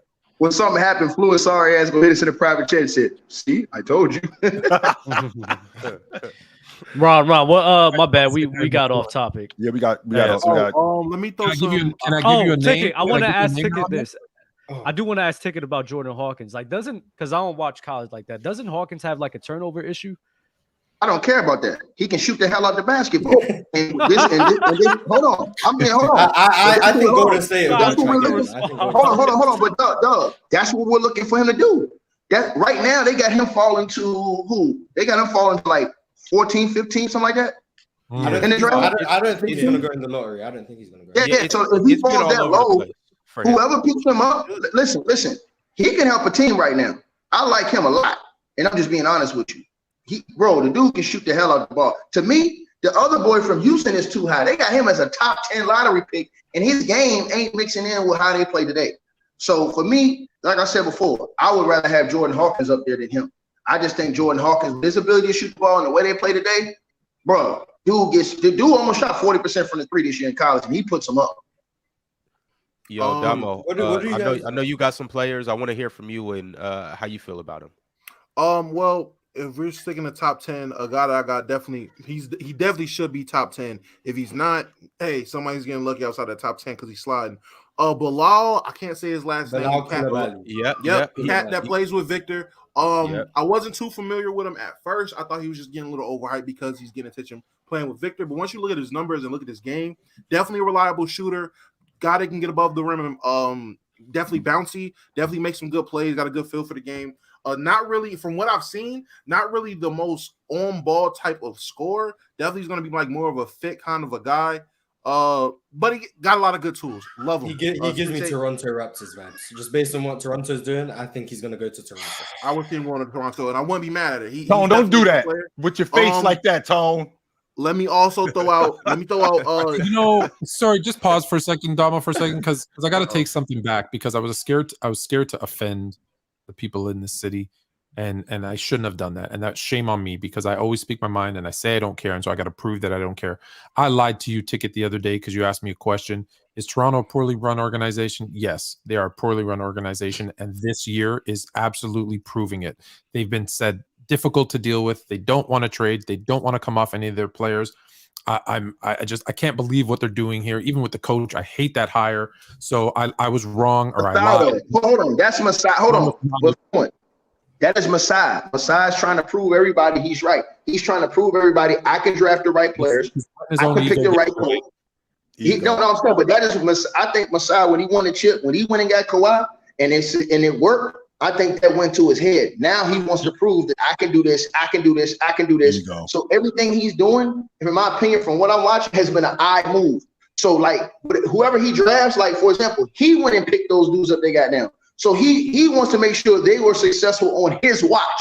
So he'll dangle around, play games with you, act like he's wanting to trade these guys. They ain't moving none of those guys, man. The only guy I can really see him getting off of if he pushes hard enough is Siakam. And that is to get that number 3 draft pick and a guy like Anthony Simons if they make that deal. And like I said, when I look back, because after I said that, I'm like, no, they're not poorly run. And then I thought about it. And I was like, well, I know the first half of their existence, they were new owners, new GMs, new coach. Like it was horrible the first 10 years, 15 years. And I was like, since Masai got here, there's been some stability, right? They've been a good winning team, whatever, same kind of core. But then I look at it and I'm like, man, the coaching thing, firing 2 coaches of the years, like right after they win the award, that's kind of weird. Lying to DeMar and saying, hey, don't worry, you're not going anywhere. And then the next day shipping him off. That's not great. And then I look at their players now. I'm not giving up Scotty Barnes for KD, regardless of how it happened. What? You make that trade. And to your point, I think you're right. I think he wants those guys to be, but then he's got Bobby Webster, just like a token GM who just kind of sits there and does nothing. Let's be honest. Masai makes all the decisions. It's not healthy. And then you hear other GMs say they're difficult to deal with. They always want too much for their players. I want to run it back. You want to run it back? Your team didn't even make the play-in and you want to run it back? You want to pay Fred $20 million a year? Are you nuts? Like it's stuff like 30. That. And then you get Jakob Poeltl saying, I don't really want to, re-sign with a team that's rebuilding. Well, he thinks they're rebuilding. Like they don't even know if they're coming or going their own players. It's okay. I got that off. Go ahead. Glad you was able to get that off. Another guy I want to talk about. Nah, you good. The big man that I was talking about that I feel like if I'm gonna go towards the bottom end of the draft because we talked about a lot of the lottery guys already. Guys at the tail end of the first round, the mid level of the first round that I feel like can definitely be important. Big man James Njai. He plays Najee. Oh James my Najee. God. That is the guy him. I feel if he goes to the Lakers and can actually play minutes. He's 18 years old, 7 feet tall. My God. Built real good. He looked like Olajuwon. And literally has been playing professional competition overseas. That is one guy. And you said, the Lakers ain't playing no rookie. Austin Reeves was a rookie last year, averaging 22 minutes a game. So the Lakers will play a rookie if he's poised, if he's ready. James is one of those guys. Hey, he will come in the league and will be ready to play professionals. He's Damo, he's your starting 5-man next year. He's your starting 5-man. If we're deciding not that's to your run starting 5-man next year, I would be happy to have James as my 5. I love that dude. Oh my! From what I see, I literally see DeAndre Jordan as type of a game. He's getting on the board. You good, bro? He's really going to get playing time. Let me tell you something. I don't know if you heard me. When you see talent, especially big guys, the Lakers play rookies, especially big guys. You know how I feel about big guys. He averaged 22 minutes a game in 68 games. The Lakers will play a rookie. No, that's because they was trash. Hold on. They played him because they was trash last year. Why they played Austin Reeves. That's the only reason why Austin Reeves got burned is because the Lakers are trash. Hold on. Hold on. Who's minutes? Chat. Timestamp that chat. Timestamp that chat. Hold on. Whose minutes is he taking? Hold on. Whose minutes is he taking? Is he taking Roy's minutes? Wyndon Gabriel's minutes. He's taking Wyndon minutes. There you go. He's taking Wyndon Gabriel. There you go. Again, do your homework.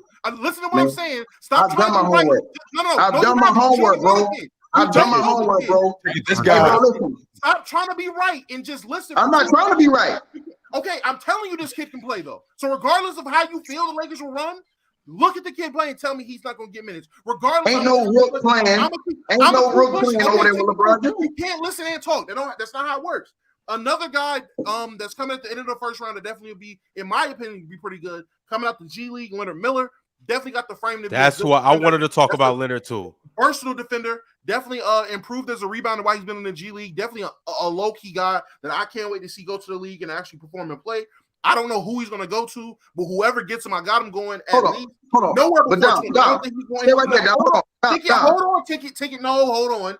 I don't see him going anywhere before 20. So anybody from 20 down, they're going to be blessed when Leonard Miller falls. So I know he's going to fall to somebody. He's going great. In the last two. Hold up right quick, Damo. I want to keep talking about Leonard though, because this was the guy I was going to bring up. Hey, hold on, Ron. I want to ask you, do anybody agree with that bullish he just said? That old boy's I'm gonna be honest. I'm here to talk about the prospects, not whether or not they'll play for the Lakers. I don't care. No. I just want to know if any of those guys will be. I didn't ask you that, so I didn't ask you to open your mouth, jackass. You asked the panel. Do anybody think he's gonna get burned for the Lakers? That's all I'm asking. That big kid from Spain, ticket. He y'all starting 5-man next year. He's your starting 5-man, 100%. He starts. Can we get back to the prospects now? Anywho, Chris Murray, Keegan's little brother, and Grady Dick. But we can talk about Leonard. Chris. I like Chris too, but hold on, we'll get to those. I heard there was going to be a big pick at 10, though. What happened? Yeah, Dallas might trade that pick. Yeah, Dallas might trade that pick. Wait, who's saying Leonard Miller? Why would they trade 6 to 11 down in the draft, or to move up? Probably just to get contributors now instead of a project at number 10. Probably. No way. They could use some of those wings though over in Dallas. I don't know why they would trade it though. I don't know. Maybe they think they can get they're not interested in Victor. No. Oh my God. Focus, no. Hendricks. No. Like guys like Hendricks, because I don't think Hendricks is going. I think Hendricks is like 13. He's projected like 13 to 12. Is he? So I thought he was a top 10 look. No, I think he was on the lower end. Let me double check. No, he's he's number 9. He's number 9. He's number 9. Where's that? Utah? Who's the guy you were talking about for the Lakers?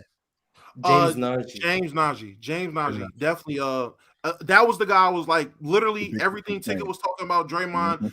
That's the guy I feel like we can get for a discount of 22 mil, way cheaper than that. And that can contribute. And again, he's a big. It's more into the mode of having what Dwight did. We're not talking about the Lakers. Okay, real quick. Good. You're taking him at 17 if you're the Lakers. If I'm the Lakers, I'm taking him at 17, 100%. Lord have mercy. Okay. Y'all hear this? I saw him more as a late first round pick, in my opinion. But Mars. 17? Only reason why is because I can't think of any other actual centers other than Derek Lively, but he's definitely going to be going before 15. Derek Lively's going in the lottery. Yeah, exactly. So outside of that, he's the best center prospect. And the fact that he actually can contribute, he's played overseas against actual pros. He's the most ready out of all the rest of the bigs. It just makes sense. And we need a center that's bigger than 6'10", 6'11", and actually can play center. That's him. He fits the mold. I don't think that's ridiculous because in order for y'all to beat the Nuggets, I do think you need a bigger body down there. Bro, no rookie get no burn, bro. Stop lying to these people, man. No rookie get no burn, no championship. The only team you start with is the Nuggets when they played Christian Brown. Charlie Brown just got burned as a rookie on a championship team. Stop lying. Hold on. I'm going to say it again. I'm going to say it again. I'm going to say it again. What LeBron James team? Hold on. What LeBron James team? What LeBron James team with championship expectations play the rookie? Charlie Brown. What LeBron James team? What LeBron James team with championship expectations play the rookie? North Cole. There you go. North Cole. He was playing heavy run. Why was they forced to play him? Now we're moving. So they had nobody. But they didn't have nobody. That's why. We're moving the goalposts right now. You cooking yourself, bro. I ain't cooking myself.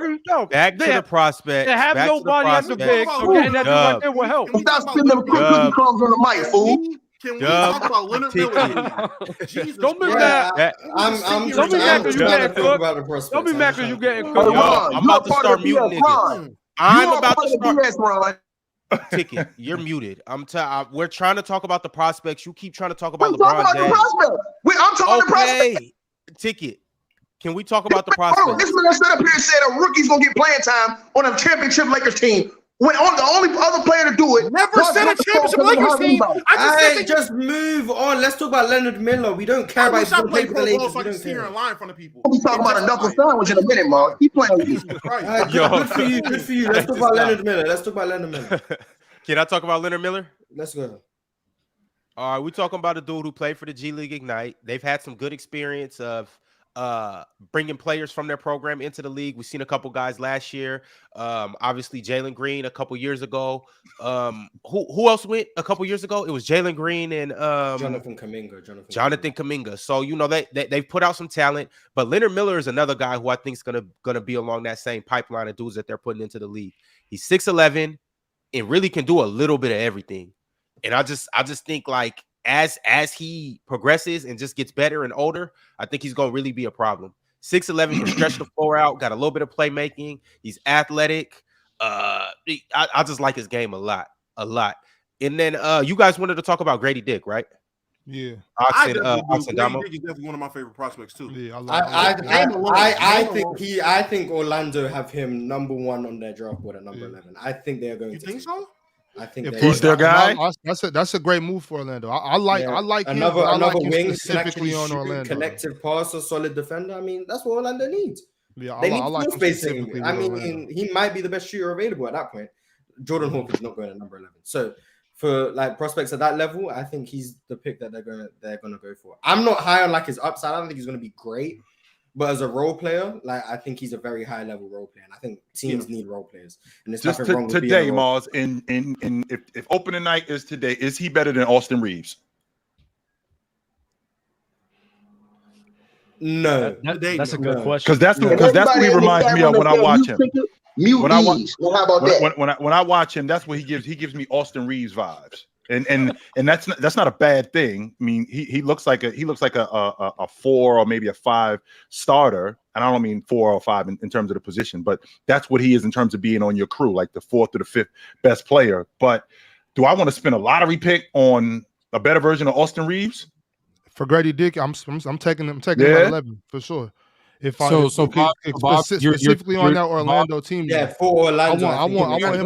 They have two lottery picks, so they can afford to take one. But if you have a choice, I'm talking about for sure. I'm taking him at 11 because of what Orlando's building. So I'm looking at them as in the next 3 years, and I think he'll be a great piece to have over there.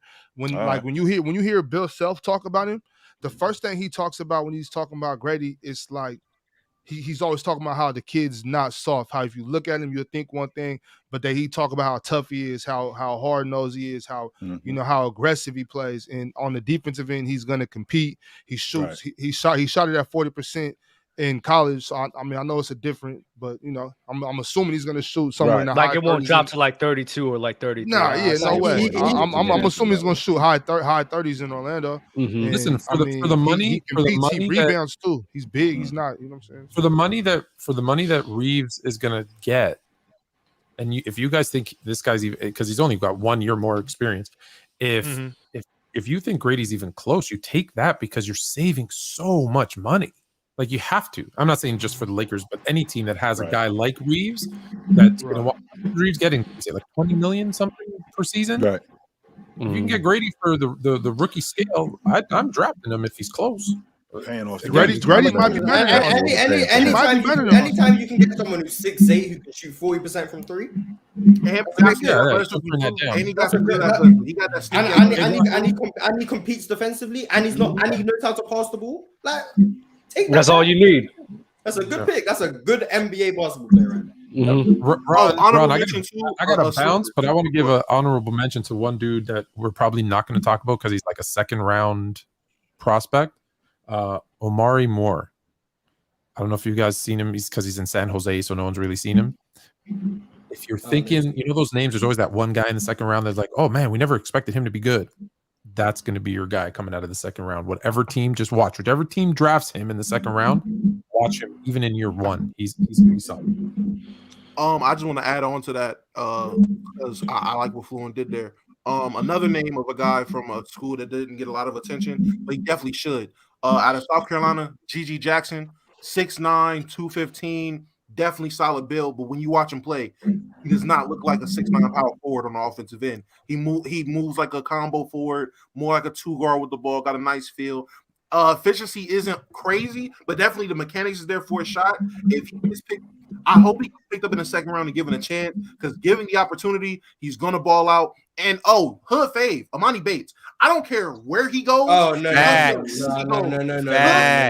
Amani Bates needs to be in the league. So controversial that one. That one's got you out on Amani Bates? You're out of your mind. I'm as far out as you can be on a prospect as I'm on Amani Bates. Your mind. If you basketball wise, Mars are off the court. On or off the court. I'm strictly talking basketball wise. I'm strictly talking about everything. No, his wingspan is negative. Already a red flag. His athleticism is egregious. Another red flag. He can't pass the ball. Another red flag. Can't play without the basketball. Another red flag. And you're going to take him in the second round. He's going to be Cam Thomas. Cam Thomas is someone who needs the ball but isn't good enough to deserve the ball. That's what Amani Bates is. He's not going to play in the NBA. Hey, check in the have a great career overseas. Have a great career in the G League, but you are not an NBA player. Disagree. Hey, and JO2, you say going to play in the NBA. JO2, you say I'm Jocelyn Hernandez. No, I'm Stevie J to your mama. Now think about that. Oh my God! And it's still a little bit off a ticket. A guy that took his name out the draft, went back into school that everyone needs to keep an eye on. He definitely got some Austin Reeves him as well. He's a big man though. My guy Grant Nelson from North Dakota State. He transferred to Alabama this upcoming year. Grant Nelson, I was high on him going into the year. I don't know if it was his pro day. I don't know if it was the combine. For whatever reason, teams weren't high on him. I guess it was his competition because the game is there. The competition in North Dakota State, I guess, just wasn't convincing enough. So he's going to Alabama now. Yo, Grant Nelson is that dude. Got it all. Offensively, has a shot, has a handle for a guy that's that size, has post work. If anybody's seen Sengun playing a post, he does literally a lesser version of that. He's gonna give you the up fake, the spin to the hook shot, and it's consistent. That is his game. He knows his game. He plays his game. Love him. Yo, Fluent. Before you leave, YSN Money has a start bench cut for you. What? YSN Money said start bench cut for Fluent. Okay, go ahead. 2021 Melo, Mr. Buns or Dub. What's the first one? 2021 Melo. And what's the second one? Mr. Buns. Zion. Okay. So, I know. So I'm gonna start Dub. I'm gonna bench Mr. Buns, and I'm always cutting Melo, no matter the situation. That's crazy. Crazy hate. I knew it was. That's crazy hate. I can spot another generational hater. I feel it. Cut Melo. I have to talk about the hate y'all gave to Imani Bates, man. I'm open about it. It's not hate for Imani Bates. He's not an NBA level. Hold on, let me say this again. For my Lakers, I'm still cheering for the Lakers, though. Hold on, but regardless of what y'all say, Imani Bates is 6'9", 6'10". He's on the perimeter. And he has skills. You understand what I'm saying? So the question is how hard is he going to work at the next level to improve his game? Because we saw guys who we thought that was 6'9", 6'10" that were going to be the real deal, like Adam Morrison and these guys coming out of school, and they fly. So it could be a guy like a Imani Bates that comes in the league at that size and that does what he's supposed to do. That his game actually is better for the NBA. Some dudes, their game their game improves as they go to the NBA because the court opens. This is the type of stuff that you guys got to be able to see too. Imani Bates got a type of game where he needs the court to open for him. So if he goes to a team where he gets the opportunity to play, I think he can be, have a successful NBA career. You guys are saying he's gonna be in the G League, he ain't gonna make the NBA. That's insane, right there, bro. He'll be a late first round. Round? I ain't no way. Late first round. You like making bets. I will put any amount of money that he ain't going in the first round. I'm just saying. He's 6'10". That's all I'm saying, bro. He's 6'9" in shoes. But I will put any amount of money that he's not going first round. He's not going. Hold on, what you say, Floyd? Hey, put that money up with him. Put that money up on this last question. I will put money I don't even have on that. He ain't going first round. I'm going to listen to your answers. Okay, I'm going to listen to your answers. I'm leaving on this question. What is worse? Brandon Miller saying PG is the GOAT, or Scoot Henderson's 17% shooting from three? Scoot. That's what I want to. Brandon Miller. I'm gonna say Scoot because I ain't gonna lie to you. I mean, everybody can have their own personal goal. No, Scoot is a bust. in no one's world, it should be PG-13. And anyone in the chat who's telling me Amani Bates is going first round, I'll make the bet with you two. He is not going first round. Mars, he might not go first round, but I promise you. No, Mars, he might not go, but I promise you, if I have a late first round pick, I'm not letting him fall past me. I'm taking that. Hey, Ron, he's 6'10" on the perimeter, bro. He can shoot it from anywhere. Get out of here, bro. The truth. He cannot shoot it efficiently from He's anywhere. good at best. He might We've seen dudes improve once they got to the NBA on their shooting, bro. We've seen him improve. He got all of the tools. He got the tools. He doesn't have the question all the is tools. how hard is he going to work?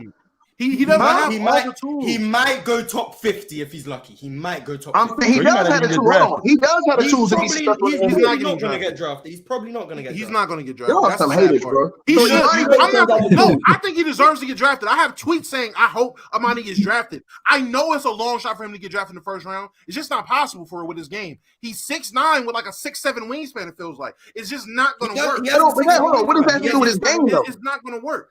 I'm saying, what does that have to do with his game? His game is literally just has a 24 pull up, step back three. That's not an NBA athlete. He doesn't. But that's what they're doing in the league. Hold on, what you just said is what 80% of the league is doing. Yes, if you're a lottery pick or you're given that chance, but a guy like Amani Bates who already has off the court problems with this season alone, with the off the court issues the NBA players are having, you know they're going to do something about it this offseason. They're going to look in to having guys with off the court issues, regardless for the next couple of years, is going to be a thing. So guys are talented, bro. It's not hating, it's real. Amani Bates is going to be a great. When the draft is over and you look at your phone, X, Y, and Z has just signed this guy to a fucking undrafted training camp contract. That's where he's going to go. He's going to get the same treatment we've seen all these other ballers like guys get that were highly touted. Let's be real. Malik Newman didn't get drafted. He went undrafted, got signed afterwards, and you had to see what happened. A lot of these guys is what it happens to. Why do you think his college career went that way? If he was so touted in such a high regards, his college career wouldn't have turned out the way it did. That was a telltale sign of what's going to happen with his NBA career. And I don't think he's bad. I want the kid to disagree. play. I disagree. Hold on. Was Marcus Smart's college career a telltale of his NBA career? No, sucker. Marcus Smart had one incident with a fan who he literally said racial things to him. That's justifiable. What Amani Bates is doing is not justifiable in any what he's done. It's not justifiable in any way. Okay, but hold on. So let me say this to you. Again, in the NBA level, the court opens, his game will be able to fit more into what they do in the NBA. Sometimes when you play in college, his style of play doesn't, like, for example, we knew KD was nice at the University of Texas. When KD came to the league, his game came unlocked crazy great. So a guy like Imani Bates, who does what most of these guys are doing in the NBA now, but is 6'9", 6'10" on the perimeter doing it, teams are going to take a shot on this guy. They're going to look at him and say, look, man, we're going to get this guy a shot because you can't teach 6'9", 6'10" on the wing that can do this type of stuff he can do. And listen, he can put the ball in the basket. So at the end of the day, he will get a shot. At the end of the day, I think he will have success. I think he's one of those guys. I think he's one of those guys that, should have just been able to go straight to the league. Because then you would have avoided a lot of these problems that he's had, because he's one of those guys, in my opinion, that never wanted to go to school. He always wanted to be a pro. Tomorrow during the draft, in the second round, as they're listing off all these Baba Ganich ass people from whatever part of Russia that's getting drafted in the second round, or whatever tertiary player that's in his senior year getting drafted in the second round, and you're sitting there in a group chat going, "Where's Amani?" I'm going to just sit here with my phone like this. Because I told you so. Like, I'm just letting you know. When we're sitting here watching Red Medovich, Popanovich, Gianovic, Stoyanovich, all these bitches going in the second round, because no one's going to give Amani a chance with the actual pick. They're going to sign him afterwards. I didn't say KD was Imani. I said look at KD's game and how much more it even expanded once he got to the league. It's a lot of players that's like that in college, where your game is more condensed, because in college they play a more packed in, tight type of style. So now when you come to the NBA, where the game is more open, It's more fluid. It's more friendly. For example, look, they got Scoot Henderson, the number 2, number 3 overall pick. The man shoots 42 from the field, 17 from the 3. Cut it out. Other things, but he does other things. He does other things. What else does Imani do other than shoot contested shots and lose? What did he do in college? Hey, bro, Imani got it. Yo, he was at Eastern Michigan. Wait, what doing over there? What did he do? Even if that's true though, ticket is right in one aspect that there are guys whose game in college doesn't translate to the pros. Like they actually get better in the pros. Yeah, I was a big Eddie Jones fan coming out of college. I knew for a fact he was going to be a better pro than he was in college. I knew that for 6'6", ridiculous wingspan, ridiculous athlete. I was like, this guy's game is tailor-made for the pro game. The opposite of that. He's 6'9", negative wingspan, 24-inch vertical. Why do you keep bringing up the negative wingspan? That does not take away from his game and what he can do. Okay. Let's go through this. Let's go through this. He's 6'9" with no athleticism. He can't create separation. He relies on contested jump shots. And you're going to take him in the NBA, in the league where they're prioritizing efficiency. You're going to take Imani Bates. That doesn't make sense. He can't pass the ball. He can't play defense. He does not have an NBA game. He has a superstar NBA game with below role player talent. That's what he has. He can score with the best. Ron, you're wrong. You watch him play 4 years from now. It'll be what happened to Imani Bates. That's what it will be. It's going to be a couple other guys in the draft too. What happened to number one high school prospect? There'll be a couple other guys in the draft too. Mars, how many players actually pan out? That's the point. He's one of them that won. Hey, Ron. Pan out? And how old is Imani right now, Ron? It's going to be a couple guys where we're like, we thought that this guy was going to be this, 21. this. That's the point. He's like 19, 20 years old. To be wrong about him. That's the point. He has an NBA game right now. He can What's an NBA game? He can score on all 3 levels. Facts. He can score on all 3 levels. No, he cannot. You lie. He cannot score at the rim. He cannot get to the rim. You cannot name me 15 better scores in the draft today than Imani Bates. You are lying. You are lying through your teeth. You are lying. You are lying. Run him down, Damo. Run him down, Damo. Run him down, Damo. Run him down. Run him down. We can watch the Yes, scorer. I got you. Film isn't highlights. Film is not highlights. Hold on, stop. Film is not highlights. Go ahead, Film where you're watching him and telling me highlights, film, workout. We can watch whatever. Okay. There's no way you're watching him and telling me he's a 3-level scorer. That's a lie. What do you mean? He can't get to the rim. That's already one level gone. That's one level gone. He's not a 3-level scorer. He doesn't get no layup. Hey, Ron, he can't get to the rim. Because he gets 2 layups. He's a 3-level scorer. What are you talking about? Giannis can make 2 threes. He's a 3-level scorer. Giannis can make some threes. He's a 3-level scorer. Is he a 3-level scorer, Ron? Mars. Is he a 3-level scorer? He doesn't have to be elite to get to the rim. He doesn't have to be elite at getting to the rim. Yeah, Mark's point is he needs to be good. He needs to be good, Ron. Just because he doesn't hold on, Ron. Damo, sir. Damo, 15 of them. Run it. 15 of them. He doesn't. Do it. Not you. This is easy because he's not a good scorer. He just takes bad shots. Anyway, obviously, Wemby. Wemby's 1. Okay. That's 1. Brandon Miller, 2. They score on the same amount of levels, but I'm still preferring Scoot over Imani Bates. Scoot Henderson, that's 3. Both the Thompson brothers are better scorers than Imani. I'm sorry. They are. Jarius Walker, that's another one. Taylor Hendricks. I'm already lost with Jarius. Better scorer. Cam Whitmore. Cam Whitmore. Grady Dick. Better scorer. What you call it? Where's Jalen Hood? Kobe Buffkin. Keontae George. Jordan Hawkins. Bryce Sensabaugh. How many is that? Keontae George. That's 14. It's almost 20. That's 15 right there. Keontae George. I'm counting. Jordan Hawkins. Nick Smith. We already said him. Nick Smith Jr. Y'all just naming players now. Jet Howard, because you can just name players. Of course, you can just name players. Of course, how is Imani a better scorer than these people? They're better. All these guys are better. If you watch his game, I promise you're not watching him. Scores better than these guys. You are lying. Okay, I'm lying. And you're lying too. You are lying. You're lying too. We're both lying. sitting here lying to each other. No, you said he's a 3-level scorer. You blatantly lied. You lied. Ron, that's what you did. You're right. Okay, Ron. Let me ask you a question. So you watched him play. Explain to me how you watched him get buckets while he was at Eastern Michigan.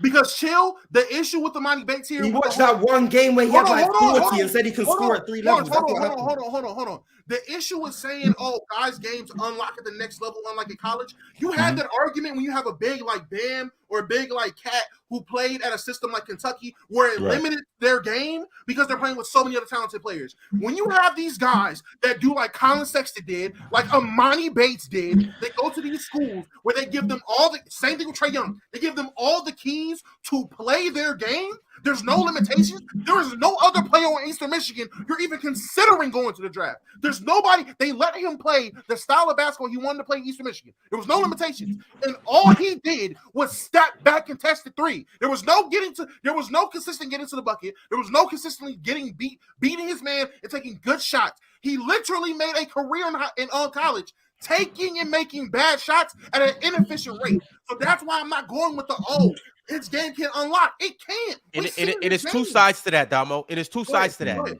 You do know it's easier to play and it's easier to score when you play with better players. So you do know if you have more talent around you and you have playmakers around you, it's going to be easier for you to score, right? So if Imani was at Duke, what do you think he would have did?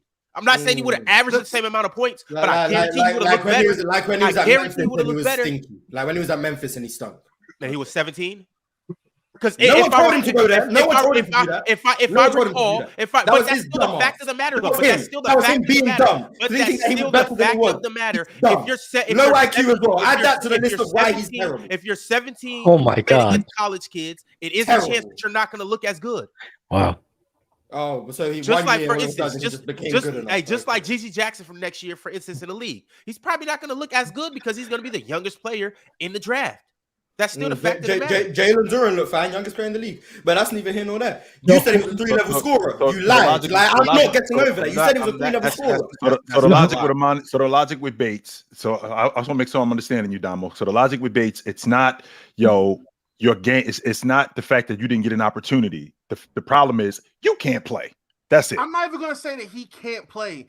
I'm talking about at this level, because you can play. There's a difference between being able to play and being able to play at this level and be good. There's a difference between getting there and actually playing and being good. So the logic that I'm understanding is that Amani Bates, who went to 2 different schools, has some off the court issues. His problem was not him actually going to a school and them turning him loose, because he was turned loose. The problem is that he can't really play like that.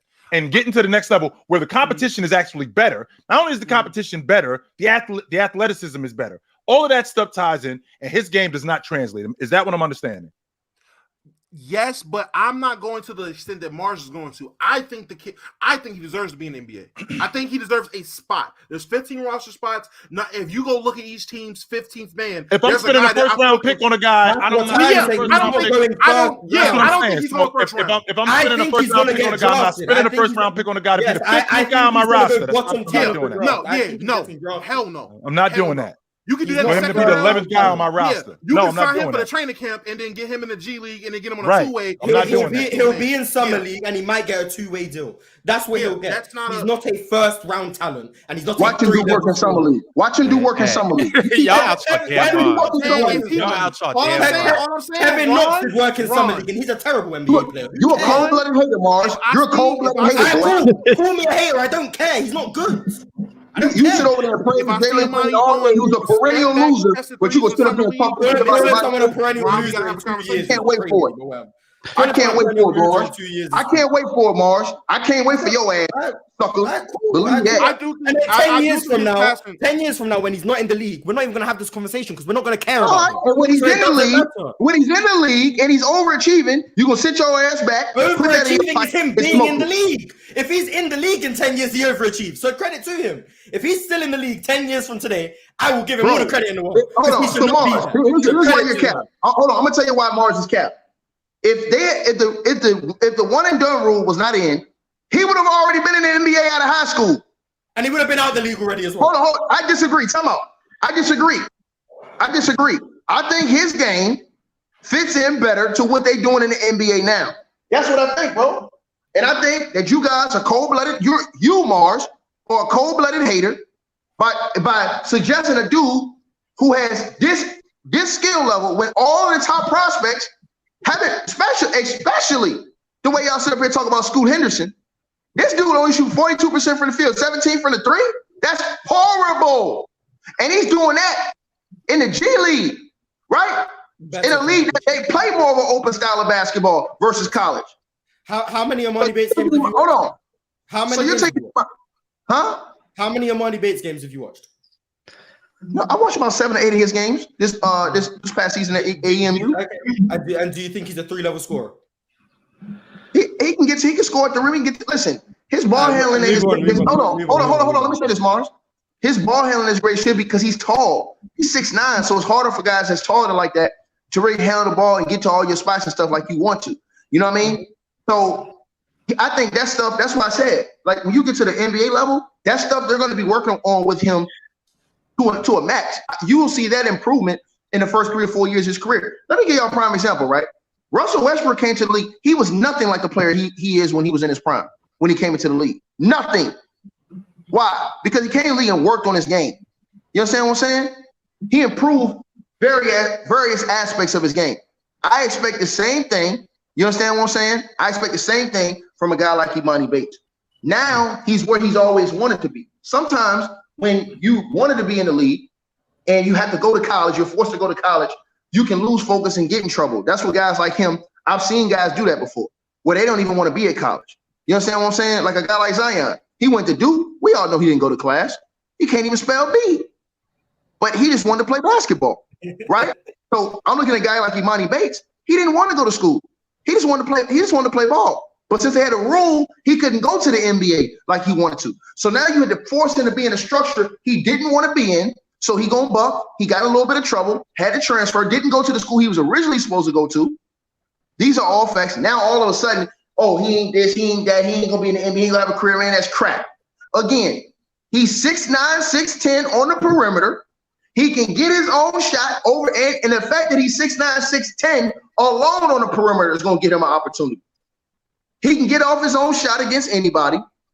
And bro, we ain't gonna act like they have dudes in the league right now that's just locking dudes up on every single team and just taking them out of the game. No, it's a more free flowing. It's a more free flowing open NBA. When he doesn't go in the first round, when he doesn't go in the first round, I'll message the group saying, "I told you he wasn't going first round." When he goes in the bottom 10 of the draft, I'll be like, "I told you he was going to go bottom 10 of the draft." And then when he's on a 2-way contract at best next year, I'll say, "I told you he was going to be on a 2-way contract." And then when he doesn't have a good NBA career, I'll be like, "I told you he was going to have a good NBA career." And if he does end up having a good NBA career, I will tell you I was wrong, because I can stand when I'm wrong and I don't have a problem with being wrong. I just know I'm not going to be. But every time I'm wrong, I'm wrong. You're a hater, bro. You call it hate, I call it being honest, and that's fine. So he doesn't have. So he's not in your mind. He's not an NBA player. Yes. So why are you saying he? Why are you? So what are you saying then? Crazy. I'm saying a team is going to take him with a pick, see what he can do, play him in the summer league, and he might be able to play his way to a 2-way contract. That's what I'm saying. I'm saying he won't be in the NBA long term. 4 years from now, he will not be in the NBA. 4 years from now, you will be seeing videos of what happened to #1 ranked high school prospect Imani Bates. Where is he now? And I will be watching those videos, commenting, I knew it wasn't going to work out, because I'm a hater, and that's fine. And if I'm wrong, I will say, wow, Imani Bates is much better than I thought. I did not see this coming. I was wrong. And you can grill me all you want about how you was right and I was wrong. But when I'm right and you were wrong, I will not grill you about it, because I don't care enough. I'm going to be honest. I don't care. When I'm right and you're wrong, we won't even talk about it. We'll just know deep down inside. So my last question is, there's no chance he can improve on the NBA level. There's no chance he can do what. There's always a chance he can improve. There's always a chance. Right. No. I'm saying. So when Russ came in, hold on. Let's think about one thing, Chilltown. When Russ came in the league, and Dub, you know this too. You too, Bobby. Was his game coming out of UCLA anything like it was 4 or 5 years ago? Russ got converted. He was a 2 guard. He got converted to the point guard. He came in as a defender as well. That was his calling card. So Russ didn't come in the league. Russ didn't come in the league as a point guard. He came in as a 2 guard. Right. Nobody. My point is, nobody knew the trajectory of his career was going to go the way it went. Like, let me ask y'all a question, Ron. When Russ first went in the league, what did y'all think Russ's career was going to be? Hey, I'm from Seattle, and we drafted Russ. And I'm gonna tell you, I was tight at that pick. I was like, why? And I'm a Pac-12 guy. I watched the Pac-12. I was watching Russ, I'm like, why He might be the best player on his team. Yeah. I was like, why would we take Russ at number 4? I was pissed. And 2 years later, I was like, whoa, hold on. We might have hang on. Yeah. But more to the point though, and we're gonna move on. He is only 19, so we'll see. Like, obviously, he gonna have to work on his game. That's another thing, Ron. He's 19. Then I guess you might as well draft me. I'm young. Give me NBA training. I might become good. But you're not 6'9" and can score on 3 levels. Hey, train me. Maybe I might be able to. You're not. I'm young.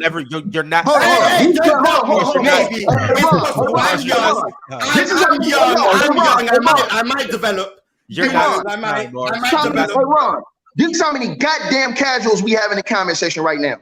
They're all saying, "Oh, but Russ was a first-round talent." So is Imani Bates, jackass. Why do you guys think there was so much hype around this guy? If there was a hold on. If there was a no one and done rule, Imani Bates would have been a lottery pick. Ron, I gotta go handle some business, so appreciate you guys. I'll see y'all soon, man. Be easy, Dub. All right, Dub. Y'all be easy, bro. Mm-hmm. Give me the NBA training. I can develop. Give me NBA training. All right, fellas, this is around a good time to go ahead and I mean it was us 4 yesterday. I was gonna show the picks, but Dub's gone, Fluent's gone, Damo's not here, so we'll show them a different time. Mm-hmm. But let's go ahead and jump into these super chats. Right from the top, Tony Jean Claude said, "PC not the same without Dub, for real." It's bad.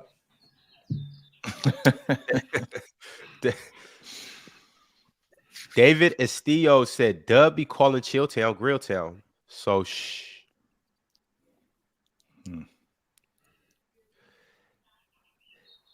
Devin said, "Is this dude reading the script?" He talking about when Dub was going off on his tangent. Mm-hmm. FIFA boy says, "Sign the contract, Dub." Lonnie Williams said, "Look at Fluent's face. He ain't got time or the energy for this. And get them likes up." Get the likes up, yo. Stop acting like y'all don't dig us, because y'all do. Let's go, man. Get the likes up. Idawu Sanusi said, "Dub has a point. It's all love, Dub. You too emotional." Mm-hmm. Smoochie Wallace said, "Y'all need to address how Ron lets people talk over each other and just lets it happen. Bruh, mute someone instead of watching." Get involved, Ron. Would that be that's the L host right there? That's the L host right there. Focus, Ron. That's an L host. This a W show because for some reason they asses keep on watching. Yeah, they do. And the numbers keep going up. Yeah, they do. Yes, they do. James Bell said, "Dub is terry cloth soft." Why you ain't read these 10 minutes ago, Ron? Because we were arguing about Imani Bates. Oh, right. That's right. I forgot. We spend the most time of any prospect on Imani Bates. That's crazy. Marquivian Black said, "Ticket gets it the worst. Dub, tighten up. It's a bad look."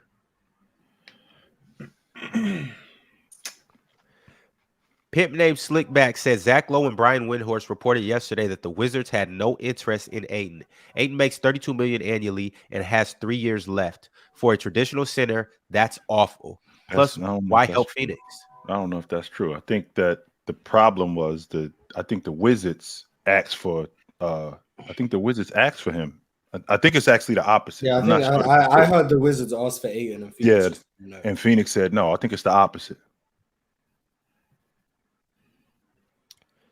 Ibram Yusuf said, "PG still top 15, 12 to 15. Respect him." No, he's not. Psych. He was on our player list yesterday. Oh, he wasn't. Now I got to pull it up. I wasn't going to do it, but now I got to pull it up. Is Paul George still a top 15 player in the NBA today? No, he might be top 20, maybe. Top 25 for sure. Maybe top 20. Maybe top 20 big ox? Damn. I'm comfortable saying top. Oh shit, man. No. Yesterday we had him at 16. 16. See? That's no we. I mean, because I have Trae Young over him. SGA is in the next tier. SGA is better than him. So that would put him at where 18. And Julius Randle too. 18 is valid. 18 is valid. Does anybody Chill? Where do you have him, Chill? I think he's still a top 15 player, but I think he's right at 15. When I think about the if you bring that list back up, so and I'm thinking about the other guys on the lower tiers. So if I'm looking at these guys like let's see here. If I'm looking at like you just had him like Rudy Gobert, like he better than Bradley Beal. I think he better than Bam. SGA, we could definitely have a conversation about that. But I think SGA gets the nudge. I think he's better than Markkanen. So these guys, all of these guys here, Cat, Brunson, Garland, I think he's better than all of those guys. And these guys down here in tier 4, like we already talked about with Zion in terms of his health issues. Paul George has health issues too, but he plays more than Zion. So now we're talking about just tier 1 and 2, and I mean that's top 20. So I'm having a difficult time. I'll take Jalen. I'll take Jalen over Jalen who? I think Jalen Brown. You're talking about, and I think we can have a conversation about that, right? Because I think Jalen Brown is still on this trajectory, and he's basically leveling out. But Paul George Kyrie and Edwards. I'm not taking Kyrie Irving over Paul George. Nope. I'm not taking Ja over Paul George, and I think we can have a conversation about Trey. I think we have a conversation about Anthony Edwards. We can do that, but I still think that Trey. Right. I still think that Paul George is a top 15 player. I'm not mad at it. I'm not mad at it. What about Bam? Top 12? I ain't going that far. No. Where was BI on that list? BI is on tier 3 for some. Well, not for some reason, but. Well, that's wild. I'll take tier 4. Sorry, tier 4 for some reason. Oh, wow. He's behind Anthony Simons. Ron, who'd you let come up here and put BI right there? I'm the one who plays BI, but I didn't put Anthony over him. I would take DeMontis and BI. That's a toss-up. I do like Mikal over BI, and I like Zion. Everything after that is kind of like, I don't know. I like BI over Paul George damn near. No, I do not. It's close. Brandon Ingram is for sure in tier 3, but as well. All right, fellas, moving along. Stat Padford said Jerry told PG he was getting traded on the pod. I didn't even see that. I haven't watched that episode, so me neither. I don't really pay much attention. I only watched one podcast. Yeah, me too. I was just about to say that. I don't really pay attention to other people's rhymes. I write my own rhymes and listen to the music that's in the group. I don't really. I mean, I'll hear other stuff from time to time, but for the most part, I'm listening to the stuff in the group. P.T. Brown said, as a Lakers fan, there's a rumor they are moving off pick 17. Do you think they should go after Kuzma with the sign and trade and Porzingis? Thank you. Porzingis with the Lakers would be great because now Anthony Davis can move back to the 4. The question that we're having is where's the money? That's the problem that we're having because Porzingis is now an unrestricted free agent and he's not coming for a little bit of money. That's number one. Also, Kuzma is an unrestricted free agent. So that's 2 guys that are not coming for a little bit of money. So with these dudes showing up with the Lakers, now we're talking about having to go way over the cap. You still got to pay Austin Reeves. You still got to make a decision on D'Angelo Russell. So, and I'm just not. I don't know. I think Porzingis fits with the Lakers, but I think the money situation might make it a little more difficult. Does anybody else think that they should go after Kuzma or Porzingis? I hated letting Kuzma go in the first place, to be honest with you. I didn't like that. I really didn't. I think that Punk Mars gonna see me in his dreams for that shit he was talking about Imani Bates. I never want to see the Lakers do good. So, of course you don't, Big Ox. Yeah. So I don't want them to get either one of them. I hope they sign nobody of any worth, of any value.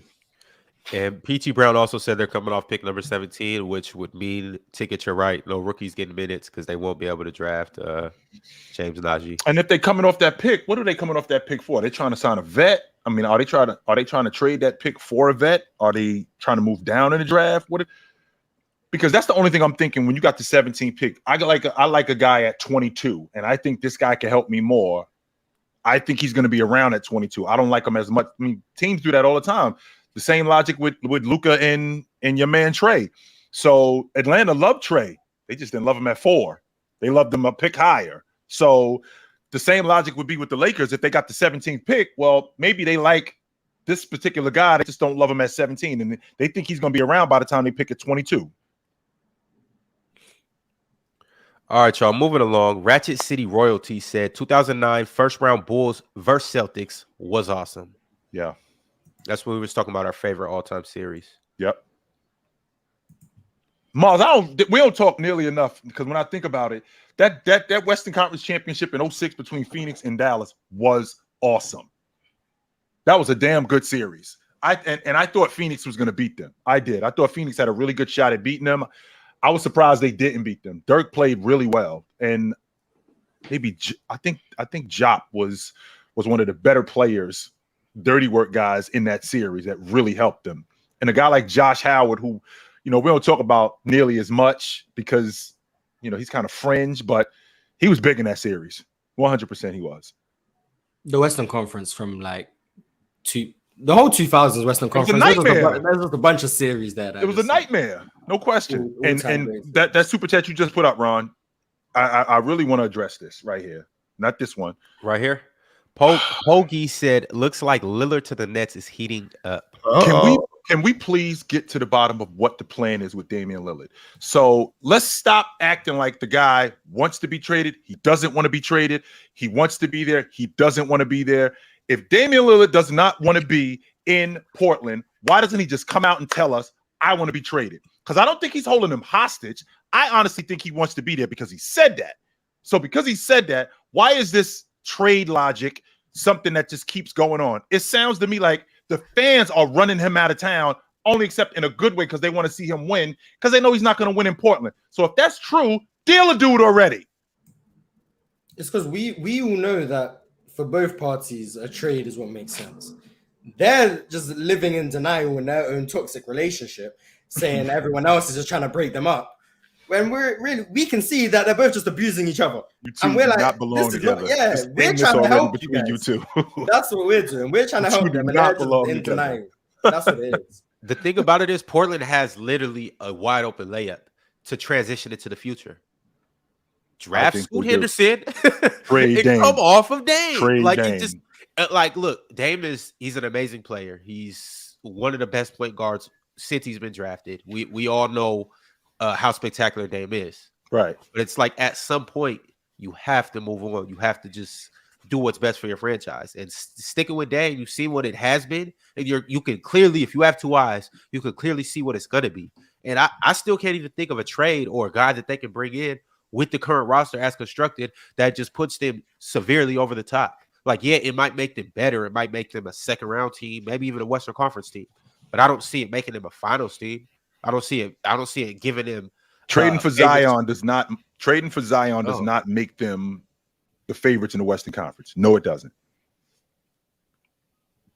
Excuse me. All right, moving along. Leaf Diggy said any series where LeBron and Kevin Durant lost, all-time favorite series. F them. Hashtag I bite your nose off. Kobe Montana said street saying LeBron is frustrated with AD. Okay.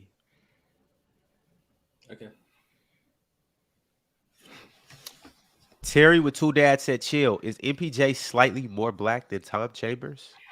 A slightly more black Tom Chambers? No, absolutely not. Tom Chambers was a better athlete. He was a better one-on-one player. He was a better rebounder. He's not. Taquay White said, I'm at the Imani Bates convo, but I go to Ball State, so I've watched Imani play in the MAC. He's two ball dominant, not a willing passer, egregious defender, not very athletic, average at best handle, and inefficient. Bad pick. Okay, we'll see. Big Don Rich said Bates is the same player he was in high school. There's a lot of players who were the same player that they were in high school, but they were awesome. I mean, Jason Kidd's game until later on when he added the long ball. The stuff that he was doing early on in the NBA, he was doing the same thing in high school. He was doing the same thing the 2 years that he played at Cal. He was just bigger, faster, and stronger than a lot of those guys. So it wasn't really that much different. Yeah, the issue is Emoni Bates isn't bigger, faster, and stronger than anyone. That's the problem. That's the issue. Almighty Lambo said Scoot does not shoot 17% from three. Stop lying. No, he does not. It's like 27, I think. Yeah. That's 10% a very big difference. Yeah. I mean, 27 is terrible, but 17 though? Mars, 27, the difference between the guy shooting 27% and 37% is not the same. That's a huge leap.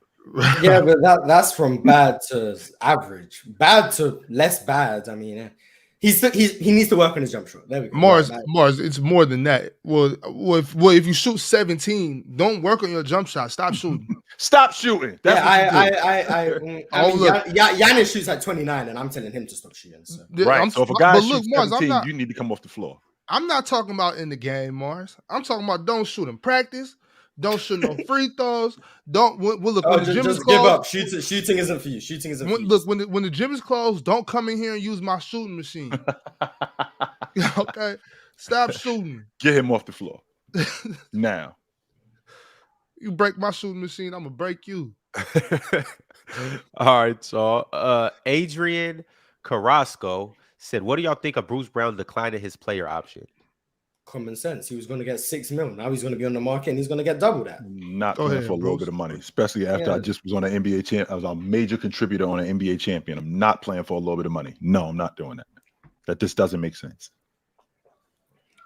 Russell Clark said Nuggets just traded for the 29 and 32nd pick. Who do they draft? They might get James Najee. I love that kid, yo. I do. I love that kid. I think he's got a great upside. I agree. Speaking of which, Doctor said Chilltown. Who are your favorite big man prospects? Just talked about it. The kid Najee. He's definitely my favorite. I watch him. He number one looks like he's going to fill out a little bit more. He looks like he's going to get better offensively. The fact that, and I understand what the game is today, and the game is a long ball shooting, got spread out offense. But you do need a big guy who can score in the post. He does need to be more versatile offensively, 100%. So the days of Shaquille O'Neal, the days of Olajuwon, or not just Olajuwon, the days of guys like Shaq and Jabbar, guys who play primarily on the box. All right, those days are over. I understand that you do need a guy who's a little bit more versatile, but you do need a guy you can go to on the box for buckets. And I think that this guy, James Najee, he looks like that type of guy, man, and he could develop into that guy and also stretch the defense too. Hey, what about Drew? Penny? What about Drew Timmy? Is he gonna get drafted? Is he gonna get pretty sure another back? Yeah, I think he's coming back. I think for his senior year. Yeah, I think he's coming back for his senior year. Yeah. Mm-hmm. Good move, Drew. If I'm not mistaken. Yeah, Terry with two dads said, "Is Cade Penny without the athleticism?" I actually thought that he was Grant Hill. That's what I saw. I thought that he was Grant Hill, just a little less of an athlete. Because when I saw him at Oklahoma State, he looked like he had the potential to be one of the better defenders in the game. Now, Mars, what I didn't know was that he could potentially be made of glass. I don't know that. That part I don't know. But when he's on the floor, defensively, he's not terrible. I do see an upside. If I can get somebody that could get in here and make him play defense more, I think he could be a high-level defender in the game. I've already seen his ability to distribute. I've already seen his ability to get to the basket and score. That's where I got the Grant Hill vibes from with him. Now, when you're talking about athleticism, I don't think he's the athlete that Grant Hill is. No, I don't think he's the athlete that Penny is, but that's what I saw. He reminded me of an American Luka Doncic, but with a defensive upside. That's what he. That's what I would say too. That's what I would say. Back to the top. Stat Padford said, "Ron, we had to listen to Dub cry today for 20 minutes because you wouldn't let him get that sorry ass takeoff at the end of the stream yesterday." Hell ho. That was cold, Ron. You could have let him get it off though yesterday. Yo, he got it off. It was gonna be a 20-minute rant, and we had to finish our thing. To Quay White with another super chat, he said, "Ticket. He said, how is Ticket going to call out Dub for picking against Miami in the first round, but then his favorite series is his team getting swept? Bro is a sad individual. Drink More Water said, which trade should the Bucks make if given the opportunity? Grayson Allen and Pat Connaughton and some second-round picks for Bojan Bogdanovic, or the same players in a 2029 first-round pick for DeAndre Hunter? Well, first of all, that 2 and Boggs from Detroit could do better than that. That's number 1. And 2, the same players in a 1 for DeAndre Hunter. That sounds a lot better, to be honest with you. That sounds a lot better. Ox, Mars, which trade would you guys make if these two are on the table? Bogdanovic. He's just if you Milwaukee 100%. Yeah. Detroit looking. If you Detroit, you got to be thinking, yo, we can do better than that. Yeah. But if you Milwaukee, yeah, I'll do that. Hell yeah, I'll do that. If I got to give up Grayson Allen, Pat Connaughton, and 2 2s for Boggs, yes, I'll do that today. Oh yeah, for sure. Mm-hmm. Or who? Wait. If you Milwaukee, and all I got to give up is Pat Connaughton, Allen, 2 2s, and I get Boggs from Detroit, yes, I'm doing that. But if you Detroit, you got to be thinking, yo, we can do better than that. For him, yeah, we can do better than that. I want Bojan either way. I want Bojan over DeAndre Hunter. Devon Williams said, going into the draft, what's the difference between Sharp and the Thompson twins? Playmaking, defensive upside. They're bigger. Men probably has a better handle than Shaedon Sharpe as well. So there's that. Shaedon Sharpe's just more of a pure scorer than both of them. So that's the biggest differences, I guess. Sharpe is probably a better athlete coming into the draft than both of these guys. And I think both of the Thompson kids. It's close. I'm not saying that it's that far. They're all freaks. They're all freaks. Yeah, definitely freak athletes. I think Sharpe is a better athlete, but in terms of an overall player, I think that I keep getting this kid's name wrong because I know it's 2 of them, but Amen, is that his name? Yeah, that's the one I'm thinking about. So his ability to pass, I think that all of that other stuff, his skill set, I think it's superior to Sharpe's. Yeah, I agree, and that's why he's coming to Houston. And they're trading Jalen Green.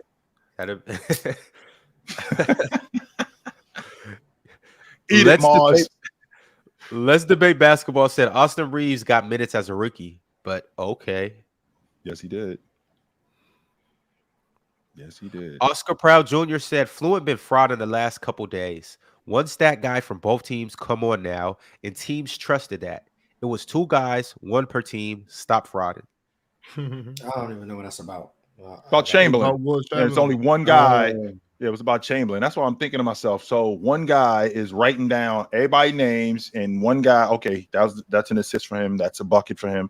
1 guy is doing it. Well, wait a minute. We got to make sure that nobody's cheating. So don't you have 2 guys? And at the end of the day, we go over that. So at the end of the Mars is for, I don't know, the Metro 92 who Wemby plays for, and I'm with I'm with the team that Scoop plays for. And you and I, at the end of the half, we're going to go over our notes. All right, Mars, what do you have? I got Scoot. He's got 16 points. Wait a minute. I only got 14 points. Why do you have 16? Where did you get that from? As opposed to just you, Mars, you taking all the stats for everybody. No. Yeah. Makes sense. Make sure you're cheating. Drink More Water said Cason Wallace, Drew Holiday 2.0. Yeah, I spoke about Cason Wallace a few months ago. I'm very high on him. I don't know about Drew Holiday, but very high level defender. I like him a lot. J Rob's burner account said thoughts on Derek Lively for Dallas at 10. He's too much of a project for Dallas. I think he's going to OKC at 12. I think OKC are going to take him because they can afford to have a longer term project. And if he pans out, probably the best big man prospect in the draft. So that's why I think they can afford to do that. See, that's what I'm saying. When you're talking about projects, Mars, when you're talking about a guy that, it's going to take some time, that doesn't work for Dallas. There's a reason why they got Kyrie Irving. There's a reason why they got Luka, because this thing has to work now. This thing doesn't have to work in 3 or 4 years. We don't have time for that. No. Exactly. Leaf Diggy said Grant Nelson is Giannis, Odom, and Dirk. Grant Nelson? He's Sports PSB said, chill. Who does Brandon Miller remind you of? And Aramis Jones, shout out our old good friend. He said, what's y'all comp for Brandon Miller? Let's talk about Brandon Miller a little bit. Who does he remind you guys of? And yeah, who's his comp? I had a buddy of mine say to me that this was last year. He was talking about Jabari Smith. And he kind of likened Brandon Miller to something similar to that. And I was thinking, okay, I can get with that, because what Jabari Smith reminds me of, I think I mentioned this to you guys. He looked like he could be a better version of Derek McKee. That's who he reminded me of. And if I'm looking at Brandon Miller as 6'9", if he's similar to a guy like Jabari Smith, who could score the basketball and be a better version of that, that's pretty good. I mean, Derek McKee was an all-league defender, 6'10", could shoot the long ball. Brandon Miller in this game, if he could be something like that, yeah, I think that would be pretty good. The thing about it, Chill, is Brandon Miller has a much better handle than Jabari Smith. He's he can get downhill a little better than him. Yeah. And Mars, he could really score at all three levels. So I don't really like the Jabari Smith reference. Jabari Smith, he's more of a stretch four, if you ask me. Right. Brandon Miller is more of a wing that is going to be, one of your primary scorers. And I don't know. I'm big. Now, when you say primary scores, Ron, we talking about a guy that's probably 18 to 22 a night on the wing. I think he got potential for more. Is that asking a lot? If he's one of my primary scorers, I think that's bare minimum. I think that's bare minimum for Brandon Miller. So that 22 could very well be 26. If Brandon Miller pans out to be who I think that he could be, I think he got 25, 26, 27. I think he could get to that point. On the regular? Will he get to that point? Yeah, on the regular. I mean, it's the reason why he slotted to go over Scoot. It's the reason why they have him as Charlotte Adam. That's why. But here's the thing, and I wanted to talk to you about this, Mars, because I knew you were gonna have heavy pushback to that. My thing is, obviously, it's like, all right, every player is who they are. But when you look at that NBA mode of a dude that's, what is he, 6'8"? As long as he is, as athletic as he is, he has that perfect NBA mode of if you're gonna create a player on 2K other than Wemby, you're gonna make a guy just like that. A dude that's 6'8", can shoot, score on all three levels, is athletic. He has that. But on top of that, dude's just a killer. If you watch him play, Brandon Miller is a killer. Interesting choice of words.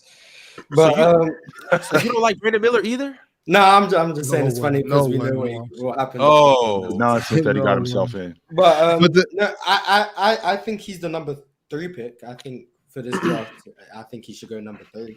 But I've said Jabari Smith version 2. That's what he is, and that's why I'm praying Houston don't get him. Because I heard that if really see Jabari Smith when you watch him. Well, I said he's Jabari Smith, but worse defensively, but has more self-creation abilities. But he's in that same mode to me. Jabari Smith's gonna be a lot better than what you give him credit for, Mars. I think. Hey, there's nothing wrong with being Trevor Ariza. There's nothing wrong with being Trevor. I think he's better than Trevor. I think he's gonna be better than Trevor Ariza, though.